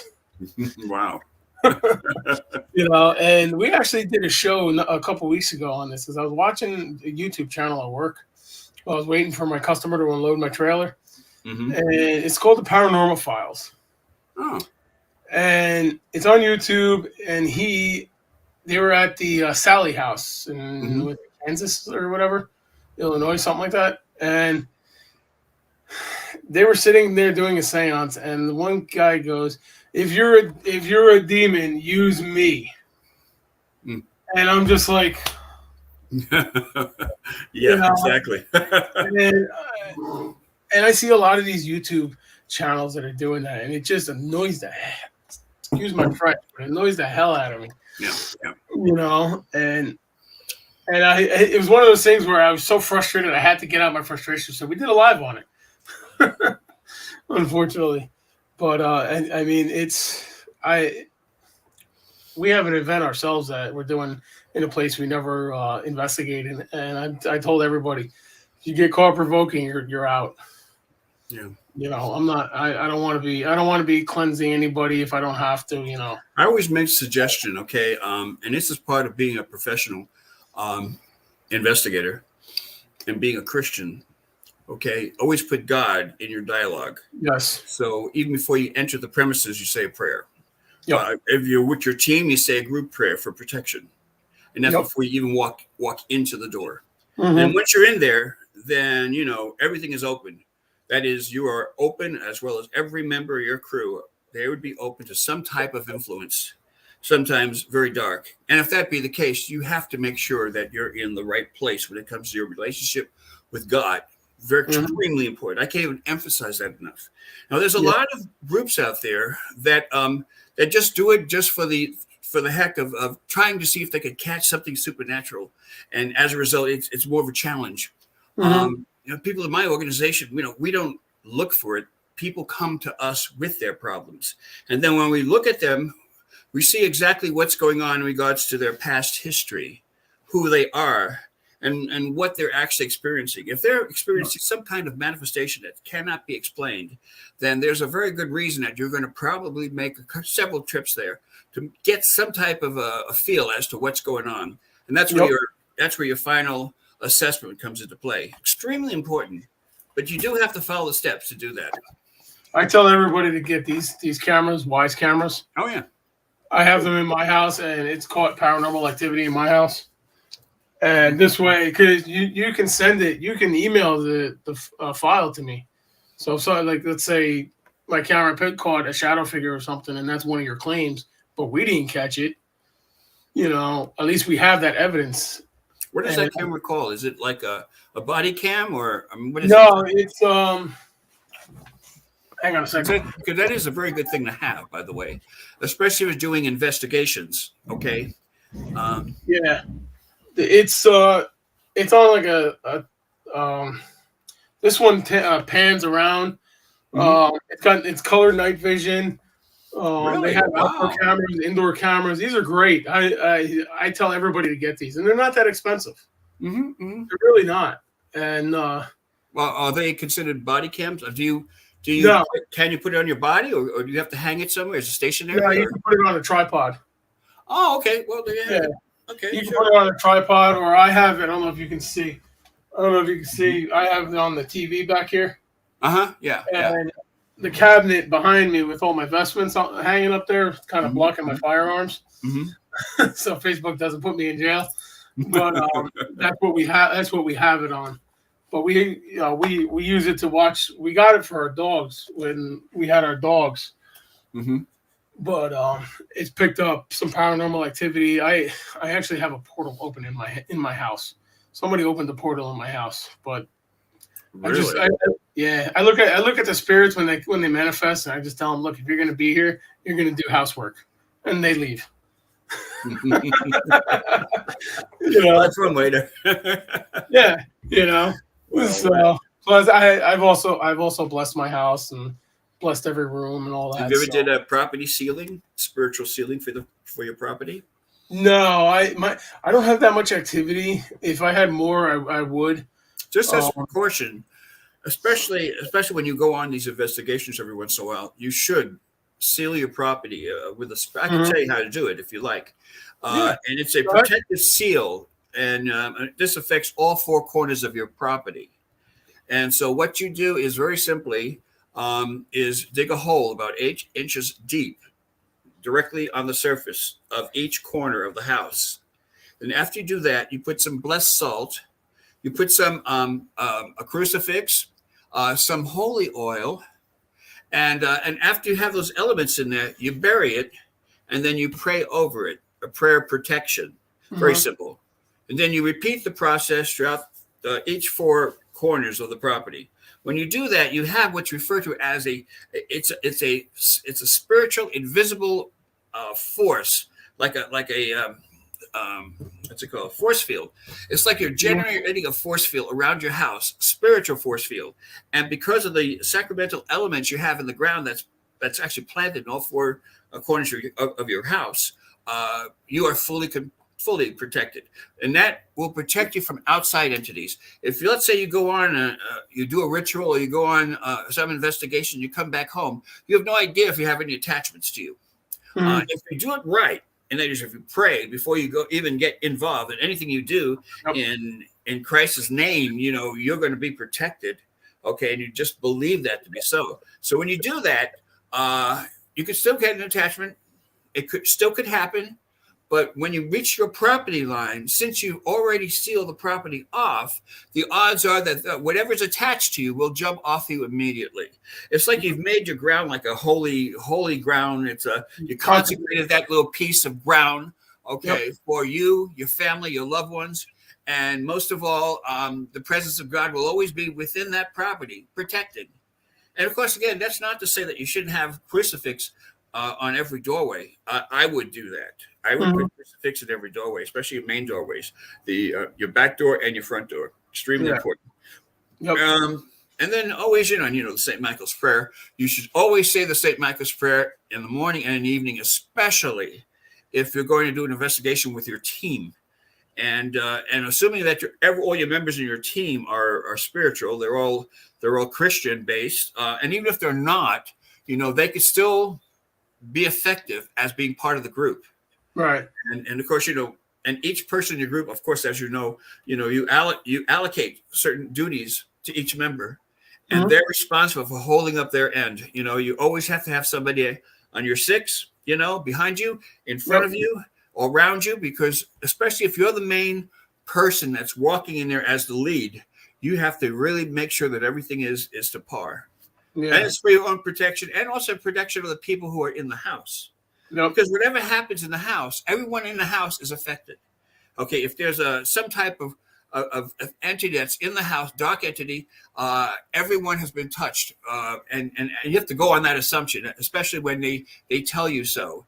But always take with a grain of salt when somebody says that they're possessed, because, as I said, I don't believe the demon wants to even know that you're going to be there, and you're going to be they're going to be intimidated by your presence, so they will not tell you who they are or their name. That's where you have to go into the ritual, and it's like a wrestling match. Okay, once you get in there, okay, you got to throw everything at it. Throw lots of scripture, especially holy water, of course, is traditional. But you just do everything you have to do in order for that to happen. In order for you to be somewhat in control. But understand, you're never fully in control. Right. But you're in control up to a certain point. And when you can, and you know that to be a fact, you just continue to stay firm on your faith.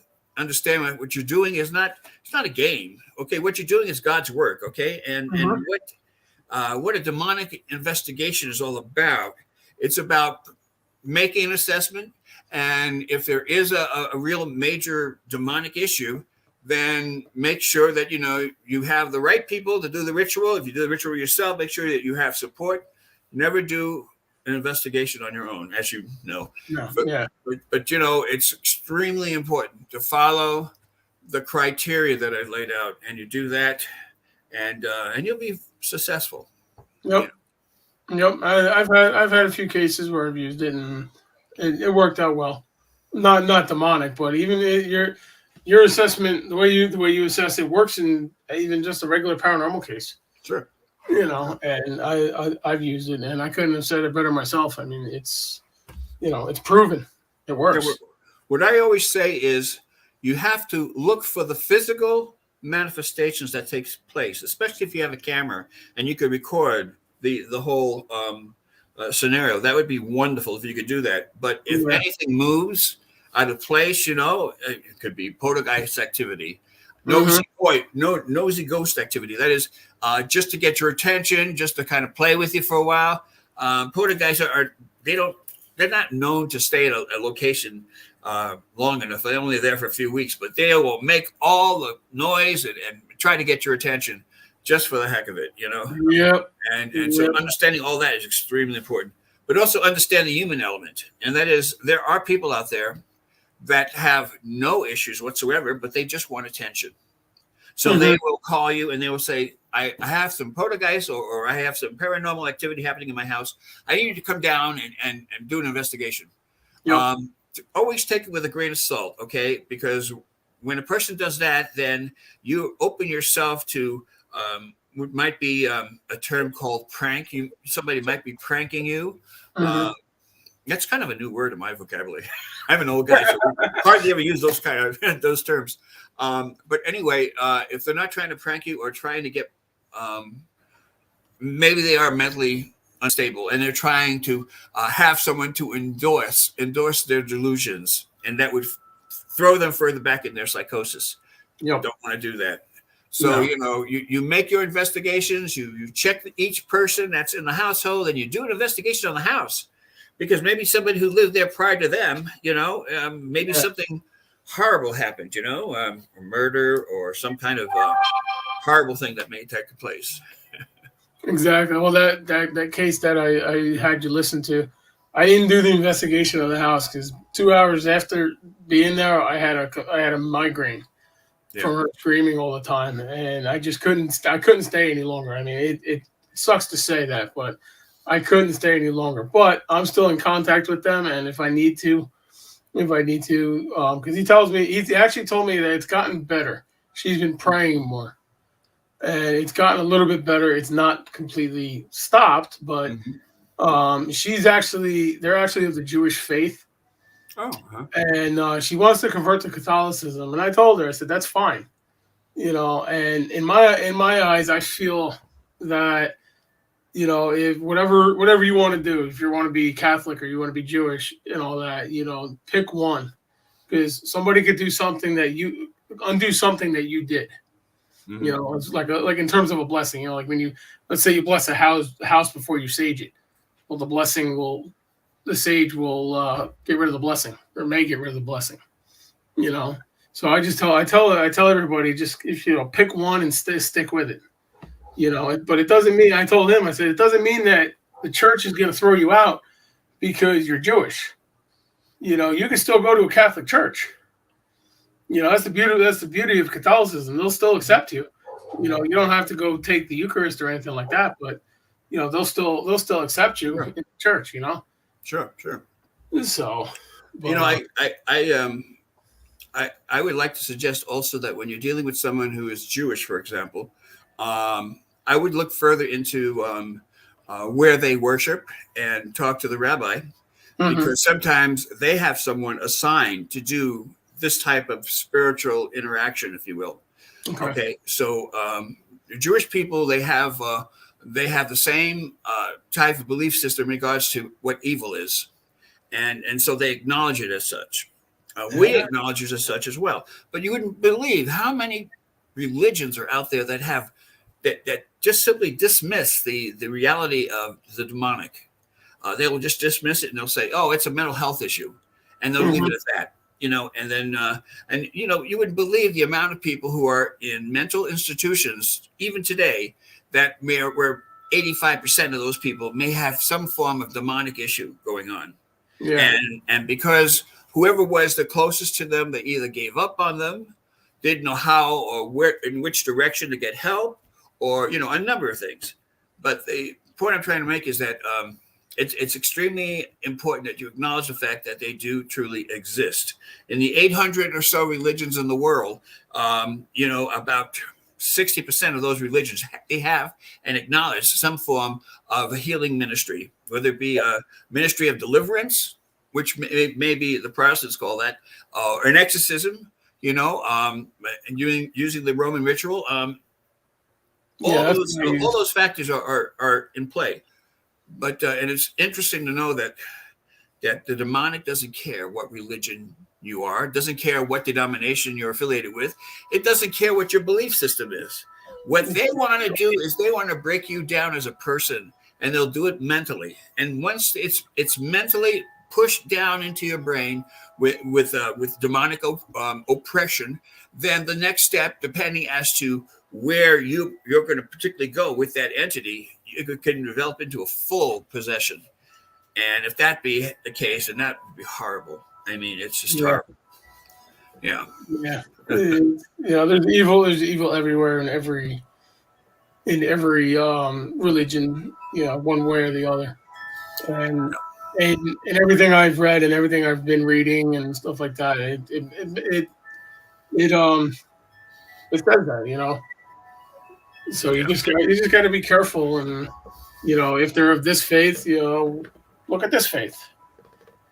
Try to get like you said, a rabbi in and talk to the rabbi.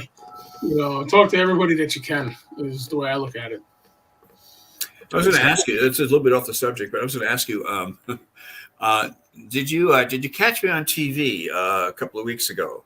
I was on To Tell the Truth, and I tried to, but I couldn't find it. Okay, you could go to what is it? HULU. You know that station, your cable station. Oh, yeah. Yeah, and just look for To Tell the Truth, and the date it was aired was 4/12, so April the 12th, and it was great because the person next to me, I mean, first of all, they were like, I don't know if you're familiar with To Tell the Truth, but they have like 3 people who one person's the real deal, and the other 2 are just imposters. And so the guy, so I get some really interesting emails. People telling me that the guy on my left or my right actually looked like he was possessed. And I probably should have did some kind of exorcism there. Anyway, I had a great time. And yeah, if you look up online and you'll see. They say that when you're on TV, you look like 10 pounds heavier. So help me, I looked like about 100 pounds heavier. I couldn't believe how big I looked. My gosh! Believe me, I know. Well, you're a young guy. You could brush it off. I'm going to be 70, so that's pretty old. Yeah. Are you still, even though you're retired from the church, are you still taking cases? I take high profile cases. Okay. If let's say somebody and I'm just putting the name out there. Let's say that Elizabeth Taylor contacted me and dropped me an email message. That would be considered a high profile case. Okay. Someone who is desperate, they fall in that kind of category. I've done a lot of rituals in Hollywood, and I've met a lot of, and I can't even talk about the movie stars, that have actually done movies and stuff, and you would believe the issues they have. A lot of them have substance abuse issues. The substance abuse issues will also bring a person's offenses down, and once that happens, they're open to anything that's dark. So and unfortunately, there's a lot of people that fall in the category, not only in Beverly Hills but also in Hollywood and wherever you're from. So I mean, I've heard those rumors. Yeah. So yeah. Actually, speaking of that, I wanted to ask you about a case that you consulted on. It was the Ghost Adventures case. The what the hell was it? Demons in Seattle, I think was the episode. Oh yeah, sure. Yeah, and Dave Schrader had called you about that. What did you think about that after you saw everything? It's really hard to say in terms of with any accuracy per se. The best way to make an evaluation is to be there on the spot, because things could be orchestrated. They could be planted and it could be false props or whatever. So you don't really know what you're dealing with because you didn't do the actual assessment yourself. Right. I did that some time ago, and I did a lot of Dave's radio programs. Did you? I'll have to go back and listen. Yeah, I did at least half a dozen, and many years ago. Anyway, it's I think that what actually happened, they were talking about some type of vortex that may have been opened, and there were certain things that were happening in the room and stuff like that. To me, I could tell you for a fact that there is some real genuine cases where it actually was filmed, where you could see the entity and you could see it almost to true form, and it could be scary. I have over the years, especially what comes to mind is most of my cases were on Skid Row, because I would get calls from the managers of these Skid Row hotels, and there's like over 200 hotels down there. And I used to have my team go and make an investigation, and then I would do the final assessment. And very, very, very interesting. But I took my phone and I snapped a picture of a long hallway corridor. And then as soon as I was able to review the photo, I actually saw 4 people. They were wearing white T-shirts. One T-shirt had a number, like a jersey number, like for a sports shirt. And they were all 4 girls, and they were like in casual wear, and they were all standing literally maybe about 100 yards from where the camera was, where my phone was, where I took the photograph. And that was a real happening. I saw also little demons that were like probably about 2 or 3 inches. And I had photographs where you could see beyond a shadow of a doubt. In fact, on my Facebook page, if you look, I don't know if you're familiar with the forum I'm tied into, but the forum, I posted some pictures of a spider. And the spider, I took it like real close up. And the spider, you could see that the spider had an actual face, a human face, wearing a cap. I'm not kidding you, like a sailor's cap. Not kidding you. And it's I haven't posted it in my forum. I haven't posted it on my Facebook wall somewhere. If you look back there, you might find some photographs. And I've been able to take some really good photographs, especially when I'm personally involved, attacked or things of this nature. And I have photographs of that online. So yeah, it's pretty interesting when you think about it. Yeah, it really is. I actually have a photo. I have a photo that I took in Gettysburg, and it's a picture of a woman standing there and with a spirit forming around her. Wow.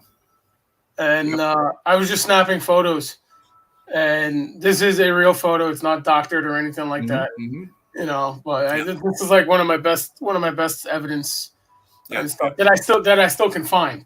I have others that I just can't find. They've disappeared. Like we were in Gettysburg, and this guy that I was seeing how he wanted to join us, and I was kind of seeing what he was about and all that. He said he's done some investigations and stuff like that. And this was before I found out he had attachments. And Tara had called me that night. We were doing the investigation and said to just watch my back, that he's got some kind of attachment. Well, we were out in the woods in Gettysburg at this location. I took a picture of him, and behind him you could see this huge demon. I mean, it was clear as day.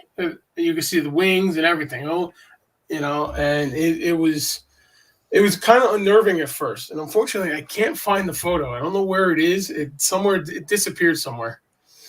Yeah.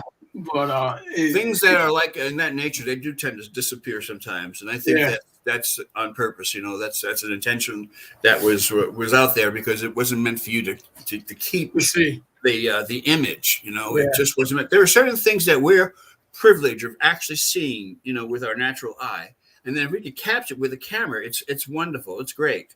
But sometimes if you go into the supernatural end of it, okay, there are certain things, and I think there are actually protectors out there that will actually make it possible for you to actually see it, at least for a while. And then I can tell you a story. A long time ago, it was an apparition, it was an angel, and the angel left me a coin. And so help me God. This coin, it was very interesting because I've never seen a coin like this. However, on the coin, there was an angel. And then on the back of it, it had other writings. Okay. And it wasn't gold. It was like maybe nickel plated or something like that. In any case, I will never forget. And then every time I would have that piece of metal, the coin, I would call it, I would pass it to somebody else before it disappears, because those type of things will disappear. You'll never have any access to those things. It's only meant for you to interact with these things for a brief moment in time. Yep. If that makes any sense. So, but in any case, the photograph that you have and you've taken of real spiritual entities, that should have done one thing and one thing to you, like immediately. That one thing, of course, it should have increased your faith in terms of the reality of what you're dealing with. This is not, we're not looking for Casper. We're looking for people that they've moved on and left a residue of themselves. Maybe they left, everything in the world vibrates. The world vibrates, Earth vibrates. Everything is vibrating. In fact, there's so much so that you can't even detect it because it's vibrating in such a low hum. Your body is right now vibrating throughout from top to your toes. I mean, it's vibrating. You don't even know. You're not even aware of it, but it's actually happening. When that happens, okay, it's so obvious, it becomes totally oblivious. You become totally oblivious to it. And you just acknowledge the fact, well, that's interesting, and so it is. I read somewhere that the Earth rotates 1,000 miles an hour. Wow, that is incredible. If that's so, 1,000 miles an hour, and yet we feel nothing, And it's like, but sometimes you just have to accept it on faith as to this is, the actual happening that's going on. In terms of the spirit world, it should increase your faith. And once your faith is increased, you become more powerful as a warrior for God. Yep. Okay. And as a result, you can teach others. Okay. Other people in your team may not have your experience, and you teach them all the things that you have learned over the years, especially your impressions, anything that you've learned and you think that it's worth passing on, you should do that because it just makes your team stronger. Yep. Okay. I mean, I've had teams. I had a lot of teams, okay, all over the world, basically. And I always hear the report that a lot of them would run out in fear. And once they see something that's supernatural, the average person, the average paranormal, I won't say the average, but there are paranormal investigators that are just out there for the thrill. They want to see something. They want to see something that's unexplainable. So they can say, hey, I actually saw this with my eyes, and as a result. And as soon as it does happen, they freak out. They defecate in their pants. They run out the door. It's like, okay, well, you wanted to see it. Okay, well, here it is. And then you're scared to death. The reason being is because it can be horrifying if you don't truly understand what's going on. You know? Yeah. I'm that guy. I'm that guy that sees the shadow figure and I chase it down the hallway. I'm not that guy that runs away easily. I mean, I always tell everybody when I was a firefighter, okay, and I've since, I don't know if you retire from being a volunteer, but I retired because of the issues I had and stuff like that. I got burned out. But anyway, I was in a house fire, and I was searching a room.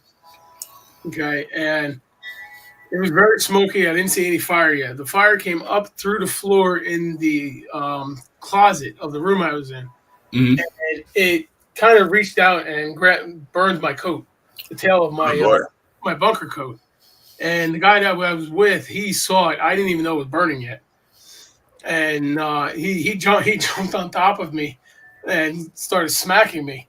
And I turned around. I'm like, dude, what? He goes, you were on fire. I'm like, Wow. what? Right? So Wow. then I turned around. I saw the fire coming, and I could see a face in the fire. Wow. And to this day, I can't explain it, but I've heard other stories like that. And everybody, in firefighter lore, it's everybody sees the devil in the fire. So I really think that the devil was trying to reach out and grab me. Unfortunately, he just got my coat. Well, it is typical, especially in true investigations where spontaneous fires will occur. Mm-hmm. And if they were directed to anyone, it's a message. And that when that happened to you, there was an obvious message there, and only you know what that message may be. But it should have been an impression upon you as to why it happened. As you were saying, if you see a shadow entity, the first thing you do is run after it. To me, I would be a little different. What I'd do is I'd look at it and I would say, why are you here? And who are you? The reason being is, even if it's a demonic entity, it might actually answer you, but not maybe verbally. Maybe the answer could be telepathically. When you get a strong impression of something, and you don't have to be a clairvoyant. You don't have to be super sensitive, okay, and be intuitive. Just being who you are, you have already lived several lifetimes, and as a result, you already know. It's almost a second nature to you as to what's going on. And when you hear these signals or a message coming to you, it may not be a verbal message. It might be a mental message. Exactly. I mean, when I say I run down, and I'm not chasing it, silent. Who are you? Why are you here? Stuff like that. I'm holding the recorder out because I want to know, but I can also tell from doing these over the years, from doing this. I mean, I've been doing this since I was in high school, and I've developed, I guess you could say, a sensitivity, like a more of an empathic sensitivity, something like that. And I can tell when there's good energy around me, and I can tell when there's bad energy around me. Exactly. When there's bad energy around me, I get that pit in my stomach, and I know that there's something negative. I can't tell if it's a demon or anything like that, but I know there's something that's not good there. Right. And sometimes you could just sense the darkness, especially if there's something in the room that's really dark. The hairs on the back of your head will start standing, and maybe you'll have a race of goose pimples on your arms, and something is going on here, and you don't see it, but you feel it. Yep. And it is interesting. We all have that ability. We all have the ability of being clairvoyant, because what happens is that we're so close to the elements that we could only absorb whatever's going on, which can be good or it could be bad. Okay. And of course, really negative energy. If you walk into a place and the air feels really heavy and there's no fire in it, but you feel the air, it's like so thick. And every step you take, you're almost like forcing yourself to make that step to go further into the room. Okay. Then something is up. Okay. And what that is, basically, that force is whatever exists there before you arrived. It's pushing anyone back who is not part of the scenario. You don't live there. They don't want you there. Okay. Yeah. Their whole purpose is to tear the victim inside out. And they're already focused on that one person. And a person has a multiple, demons in regards to possession, then you'll see the various personalities of each demon. Their personalities will be manifested in facial expressions and the way they'll start communicating. And sometimes it's a gurgle sound, and sometimes it's a sound you can't even understand what is being said, but you hear a sound coming from their mouth. Or sometimes you'll hear 2 or 3 voices at one time. Okay, and again, this is not telepathic. You actually hear these things coming from a person who's possessed. And so as a result, it can be very frightening, especially if you don't quite understand or experience these things. Yeah. So, yeah, I would say the lead investigator has a major responsibility. The clergy in that team has a major responsibility because, you have to make sure that you know exactly what's going on, not only with the victim, but also with all your team members, because they could fall out, and they could get an attachment. And who knows, you may leave the premises with your team, and then you'll get a phone call maybe a week later, and it's one of your team members who are having some really negative energy and dark things are happening in their life. And then you may have to go back to investigate them, and do an assessment on them. So you see, it's like it's very contagious. There's this blackness that's all around us. Okay, and it's almost impossible not to see it. Okay, it's really bad. I actually had an experience years ago at the Hinsdale House. I don't know if you've heard of the Hinsdale House or not. Up in New York, it's supposed to be very it's very haunted. I can guarantee you that. I've had experiences there, and it's supposed to be demonically haunted, the property and stuff. And me and my wife were there. Well, my fiance at the time, but we were there, and we actually sat down on the couch. We ended up falling asleep on the couch. Okay. And I can see the shadow. I had my eyes closed. I can see the shadow figure in my face. And I was wearing my cross and all that. I didn't have my St. Benedict's medal then, but I was wearing a cross. And when I opened my eyes, the shadow was still there. And as soon as I opened my eyes, it ran away. And I tell everybody that story on my team because I really believe that this is what saved me from having some kind of possession or anything like that. And I for many years, as an EMT and a firefighter, it's hard to see the good when you see the bad all the time. Yeah. And I stopped going to church for a long time and all that, and I got back into it. In fact, I went to mass this morning because I hadn't been there in 2 weeks because my whole house was sick. So, but and before every case, I try to do a confession. I sit at mass, just to make sure that I have nothing with me. Exactly. And I tell everybody that, and I just tell everybody, look, if you don't want to go to mass, I can't force you to go to mass, but make sure you got some kind of protection. Whether it be Jesus, whether it be whoever you worship or whoever or whatever, a stone or something like that. Make sure you got some kind of protection because I don't want to be getting a phone call a couple of days later saying, "Hey, I got a demon in my house." Because then we have to investigate you, and that's just more caseload on us. Yeah. I was talking to Bishop Long, and in fact, he actually asked if he can send me cases on the East Coast near me and stuff. He said he has an 800 case backlog. And stuff like that. So I said, yeah, send, if you get something in this area, send it to me. I'll check it out for you. And I'll try to help anybody. And in fact, that one lady on the Facebook page, I haven't talked to in a while. I'm wondering how she did. I don't know if you remember that or not. Right. Well, actually, I receive so much email, even in my semi-retired state, I still receive emails and people crying out for help. And the best thing I could do is refer them to somebody that may be living in their city, or even on my website. We have a referral directory. They can go directly there, and they could look up the person's name, their clergy status, who they're affiliated with, and so on, phone number, and stuff like that. And it's on my website. In fact, I did that just before I retired because I wanted to make sure that at least I had that covered. Okay, I've been doing it. Well, when I retired, it was like 40 years. But I'd been doing the ministry for 40 years. Wow. And in my semi-retirement, maybe 2 years on top of that. So now it's been 43 years now. But right now I'm managing about 9 Facebook forums.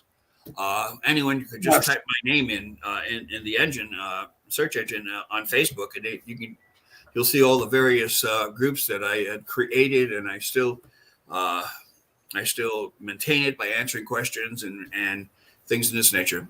But sometimes it gets so overwhelmed. I mean, you get so overwhelmed with so much. I mean, there's so much in life. And as for me, as I humbly say, I think I've done just about everything that a person could do in life, at least twice. I still find things that are new. I still find things that I want to know more about, So it's just a big learning experience. Yeah, that's why I tell everybody there's no experts in anything. It doesn't matter how long you've been in the field, there's always something new to learn. You'll always be a student. Yep. And I mentor a lot of people and a lot of clergy as well. And I look at it as I'm the senior. I am the senior students. Okay. And they are the juniors, and they are also students, but they're learning, and they're receiving the learning from my teachings, as well as just mentoring them, in certain areas. So as a result, when that happens, you have to make sure you give credit where it's due. And that is, of course, Jesus Christ. Yep. Okay. That's where your power comes from. And the cross itself, I wear mine all the time too. The cross is a symbol of what took place, and something that we could remember and make referral to. But rather, the cross is like a safe. A safe is a very good structure where you could hide all your things in and close the door and then just lock it in place. Well, the cross is your safe. But the thing is, in order to make full potential of what that safe is all about, you have to know the combination. Once you do the combination, you're able to open the door. Same thing goes with any religious article that you should happen to wear, whether it's a St. Benedict medal, which, by the way, I used to give out like hotcakes. Because you can get them at any religious store, and it's like cents a piece or something like that. I bought 25 of them off of Amazon for like $12. Yeah. So relatively cheap, and but you see, it's not so much the medal; it's what it represents. It's what's on the medal itself. In Latin, there's a Latin prayer on one side of St. Benedict medal, okay, and which tells the devil to go drink your own poison and get the heck out of my face, okay. Yeah. And so as a result, it's what it represents, and it's based on how much power you put into that. Yep. So yeah, I have it on my chain anyway. Even though I have this, I still have the same Benedict. Yeah. That's you have to have that, because it identifies who you are, not only to other people that should happen to see you wear it, but it also identifies who you are to you, and who you are. You know all the secrets that no one else knows about you. And you've learned to either live with those secrets, or you've learned to work on those things. And as a result, we all have those skeletons. And so, because of one thing, the reason we all have these skeletons is because we have this one thing in common. You know what that is? It's being human. Yep. Okay. We're subject to everything. Yep. We're subject to every single thing. And so as a result, I've heard many priests say this. And you yourself, you were a priest for 40 years, and everybody sins, even priests. It's just the way of life. That's what confession is for. You confess your sins, and you go to mass, and you basically clean yourself. Because I got to tell you, when I went to my first confession since I was younger, I felt a hell of a lot better. I really did. I felt like a huge weight was lifted off my shoulders, and I felt like I was more able to take charge of the investigation and be more aware of my surroundings. right. Okay. I didn't have this, all the crap with my family overhanging over my head, or stuff that I've done and in the past. It felt really good. And, I never thought I'd feel that way, but it does. And it just, reaffirmed my faith. That's right. You It defies who you are too. Yeah. Sometimes you don't have to tell people how wonderful you are, because they could just see it. They see it in your actions. They see it in your faith. The scripture says, do not hide your light under a bushel. You shouldn't hide your light at all. That light is meant to be as bright as can be. And do what you know is right. and keep God in your life and in the power of the Holy Spirit, you can do just about anything you ever set out to do. I mean, Christ himself said that we will do all the things that he has done. Okay, it's just a matter of not only believing but understanding and having it and having the Holy Spirit within yourself. It's extremely important. Okay, and you do that, you're going to be okay. Yeah, I mean, I never lost my faith. Believe me, I've had my spats with God and Jesus over the years. Sure. Just because I was pissed off with something, and I just kind of, look for somebody to blame, and they just happen to pop into my head. But the beautiful thing about it is, they forgive. Yeah. They will forgive your sins, and you always know that you have a place to go. I always say that when you're dealing with these issues, the one person that you have to fall on your knees and ask for forgiveness is yourself. Yep. Okay. Whatever you've done in the past, you first have to forgive yourself. Once you've done that, then you can move on and help other people because they may have a similar situation going on, and you could be extremely helpful. Yep. But the very first person you have to make sure that you have full amends with, and that would be yourself.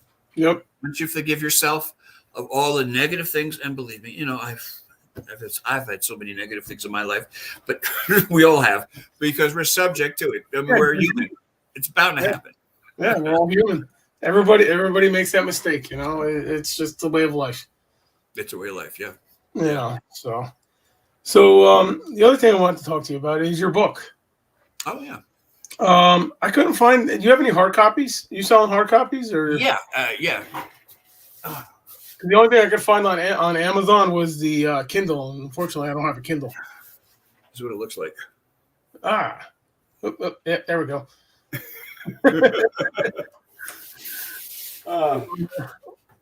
And it's kind of silly, but I have it in paperback too. And if you go to my website, there's a couple of links you could click on. And, it's www.orderofexorcist.com. And you go there, and you'll see a lot of interesting things, a lot of new things. I've been blessed with knowing so many wonderful, talented people over the years. And there's this one lady, she lives in Florida. I've known her for years. Her name is Emily, and Emily is the website designer. So she has volunteered services, and over the years, she's been very faithful. It's interesting when you do something and you do it right, and you do it because you're doing it, if not for anything else, for someone else to help that other person. People see that, and they want to get on board. They want to say, hey, can I help you do that? Can I help you, help this individual or whatever the situation is. And when you do things like that, you really feel good. It's a great, great feeling. I'll tell you that the first book that I actually wrote 4 books, but 3 of them are out of print because I was only offering them to my students. This one book here, it's a very short read, but it has the meat is very important. I'm going to have a sequel to the book. Oh, nice. And I'm going to talk more about demons, about their behavior, about their individual traits, okay, which is quite interesting. So I'll talk about the personalities that are manifested within a demonic person or behavior, and I'll go into that in detail. But this first book here is really my autobiography, okay, and it's about my various miracles that occurred in my life, and then also about 6 or 7 cases are discussed there in regards to detail, and it's interesting. I get a lot of good feedback from people, and so far I think people have rated 4 stars. I don't know if that's good or not. Good. 5 stars is good. 4 stars, I don't know. Maybe that's like a C or B plus, or I don't know. In any case, it's out there. It talks about things a lot of people don't understand. Yeah. But I'm definitely gonna get a copy of it. Unfortunately, I was gonna take in your class. We'll get into that in a minute, but your class, I'm gonna take your class eventually. I just haven't had the money because with the pandemic, and I'm rolling in money over the winter this year. But this year we only had 2 snowstorms, and my company didn't run salt this year, so I lost a couple $1,000 in that. Yeah, So wow. yeah, so the winter has been kind of hard, but now that I'm back to work, I'm getting back in the swing of things. So soon I'm gonna take the class, and that's what St. Michael's was it St. Michael's Seminary? Yeah. Seminary St. Michael study. Seminary assessment studies. Yeah. And so, I cover a lot of things in detail, and not only that, but there's 7 classes, okay, and each class will give you a different perspective in regards to what we do. Okay, you yourself have been doing it for a while. You've already absorbed a lot of information, a lot of knowledge, which is great. But the whole thing is, you should never ever try to stop learning. You should always continue to learn as much as you can, and from any source you can. And even if you don't agree with it, you're still learning from it. You're learning to make an opinion, and based on your perspective, you could pretty much, figure it out from there. Yeah, I mean, I look at other people. For you, we'll use you for example. I'll read your book. I'll see how you do something, and I'll try it. If it works for me, it's great. If not, I'll try to figure out a different way, to make it work for me. Because everybody has their own ways of doing things, and that works for them. Mm-hmm. And unfortunately, the way that I've read from you guys is it works. It works for me, and it's worked for me in other non-demonic cases and stuff like that. I created this system called the process back in 1982, and at that time, I received that same year. I received my consecration when I became a bishop, and then I organized the ministry so we could go out on these calls. People were calling us and telling us that there were all kinds of bizarre things happening within their house, and they wanted to know if we could send a priest. So that's how it started, and this is way before the internet. So we only had like so many priests in our parish, and so as a result, I had to try to recruit other ministries and incorporate them into this one umbrella, and I named it the Order of Exorcist. And so as a result, since then, I've noticed that there's a lot of my students that have created their own websites, which is fine and good, and they're still practicing the teachings I've taught them through the process. Covering the physical manifestations, the mental manifestations, and also other things that could be extremely valuable when you do an assessment. Yep. And so I have, and I thank God, I give him all the credit. I have members in 24 countries around the world, and these are priests and bishops and investigators, and they have their own websites. They are all tied into yours truly, and as a result, it's my legacy that I've left. I wrote this book, and I meant to leave it as a legacy, but the real legacy is not itself, but it's all the things that we've done as a group to help other people, and with the emphasis on doing it at no cost, free. Okay, everything is free because that's the most important thing. It's extremely important, and and once they find out, I even had people. I had this one person that contacted me some time ago, and wanted to know if we could do an assessment, and they were willing to pay $1,000. And I said, if we're in your city, and I have somebody that's there, that a bishop has a jurisdiction and will assign an exorcist to your case, then we'll help you, but it won't cost you a cent.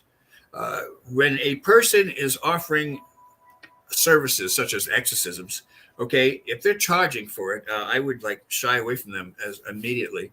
Yep. And there's even a guy here on the West Coast. I won't mention his name, but you probably already know him. And he charges $1,500 for a ritual over the computer. $1,500. I've seen a lot of them. Yeah, I'm not to judge anyone. All I can say is that we have not We've never made any money off rituals, okay, and things. The book, of course, I'm charging for the book and also for the seminary lessons, and that's because of all of my hard work over the years. Yeah. But God has always blessed us. And as long as you stay on the straight and narrow, I mean, seriously, it sounds kind of corny, but you stay on the straight and narrow, okay, and do right by people that you see, meet, and are associated with. And if you do right with that, then the odds are you're going to get that back in return. Manyfold. I mean, you start receiving these blessings as a result. And people will start thanking you for your time, for your ability to be available for them. Because most cases, when there's a true demonic case that's going on, most people will shy away from it. There's a lot of clergy that will shy away from it as well. Because they just don't want to get involved in that type of thing. Why? Because what if the person is mentally ill, and whatever that priest does, it would become liable to that diocese, because let's say there's a big fear factor involved there. So in my organization, our investigators have a disclosure form, and they fill out, which states that we're not really responsible for the outcome. And the only true outcome, of course, is when you do things, you do it the right way. Yeah. And not for self-gain. Every time I go into, somebody calls me for a case that may be demonic and all that, I always keep the Annalise McKell case in the back of my head. How the Exorcist and the priest, I think it was another priest and the parents were tried because of what happened and all that. So I always keep that in the back of my head. As okay, this can happen. It may happen. So we need to go this direction versus this direction. Sure. And so that's what I have, as well as everything else going on in my head. Somebody telling me they're possessed and this is happening and that's happening. Like I was just telling Tara before, I just got a case in the other day. And I'm not sure what to make of it. And I didn't really go through a demonic initial contact with her because I wasn't sure of how I wanted to go in and check this out before I started doing that. But she's claiming that things go missing, they move around. She wakes up with a knife on her bed pointing at her. Oh. Okay. I mean, I'm not sure what to make of that. I mean, is something putting the knife there, or is she being possessed and putting the knife there herself and not realizing it, I mean, one thing I do know about the demonic, they don't need such things. They just have to will it to happen, and in the perfect storm, it will happen. The person can lose his arm, his eye, his nose, or other parts of his body. Okay, just as a result of interacting with a real demonic entity. Okay, so the knives are not really. That's kind of a man belief, If you have a gun, you're safe. If you have a knife, you're safe. You have a weapon that you can protect yourself, defend yourself. The demonic and all the fallen angels, they don't have the need for any weapons because they have it all within who they are and who they represent. And their main mission in life is to destroy us from the inside out. And that's all they want to do. Yep. And things, if it's a demonic, let's say a demonic infestation, there's been cases where not only spontaneous fires would occur, but also things would be moved or missing and then reappear somewhere else in the house, or things of this nature. And sometimes, you see things that you have to kind of take a second look and say, wait a minute, is this my imagination or is this actually happening? Yeah. That's why I tell everybody to get the cameras because, in my experiences, nothing happens when you're there. It happens always after you leave. So, like I said before, these cameras, you can take the video and you can email it to me. So I have a copy of anything that happens. So if your TV goes floating across the room and the camera catches it and we're not there, you can send that to me. Yeah. Because I always tell everybody evidence is the key. We're right. not just going to go hand out an exorcism or a deliverance, just because you say you need one, Yeah. Sorry. Well, Dan, I really apologize, my friend. Honestly, for being so late. we could do this some other time too. You want to schedule another?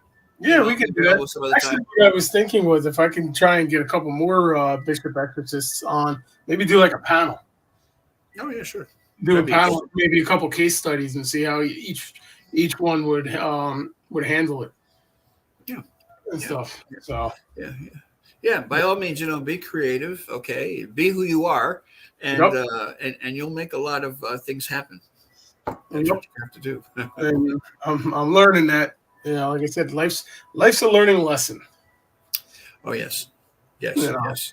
So you find out you do things that you never thought you would ever do, and sometimes it feels great, and sometimes it feels bad, and you feel bad about it. But hey, you're a human, like we said before. Yeah. So yeah. And that kind of covers it, when you say, "Well, I'm human, so I'm subject to all these things. I'm subject for making an ass of myself. I'm subject for hurting other people." Because of my actions and thoughts, we are the master when it comes to really getting things wrong. Okay, when we trip over something, we really fall pretty hard. So the only suggestion I have is to make sure you watch yourself while you travel in this world, because the world has a lot of sharp corners, and you don't want to get cut. Exactly right. So. But all right, I won't keep you any longer. Plus, I gotta head out to Long Island in the morning at 3:00. So I used to live in Long Island. I used to live in Queens Village. Okay, I gotta go. It's not far from Astoria, Flushing. Mm-hmm. But I was born in Brooklyn, East New York. Hell's Kitchen, actually. So I'm a product of Hell's Kitchen. How about that? The question is, does Hell's Kitchen welcome you back now that you're an exorcist? I don't know. Okay, Dan, well, you take care of yourself, my friend, right. and we'll do this next time. Yep, we'll be in touch, and if I get anything, you'll definitely be getting an email. Okay. Take All care, right, my have friend. a good night. Okay, good night now. Good night. Okay. All right, everybody.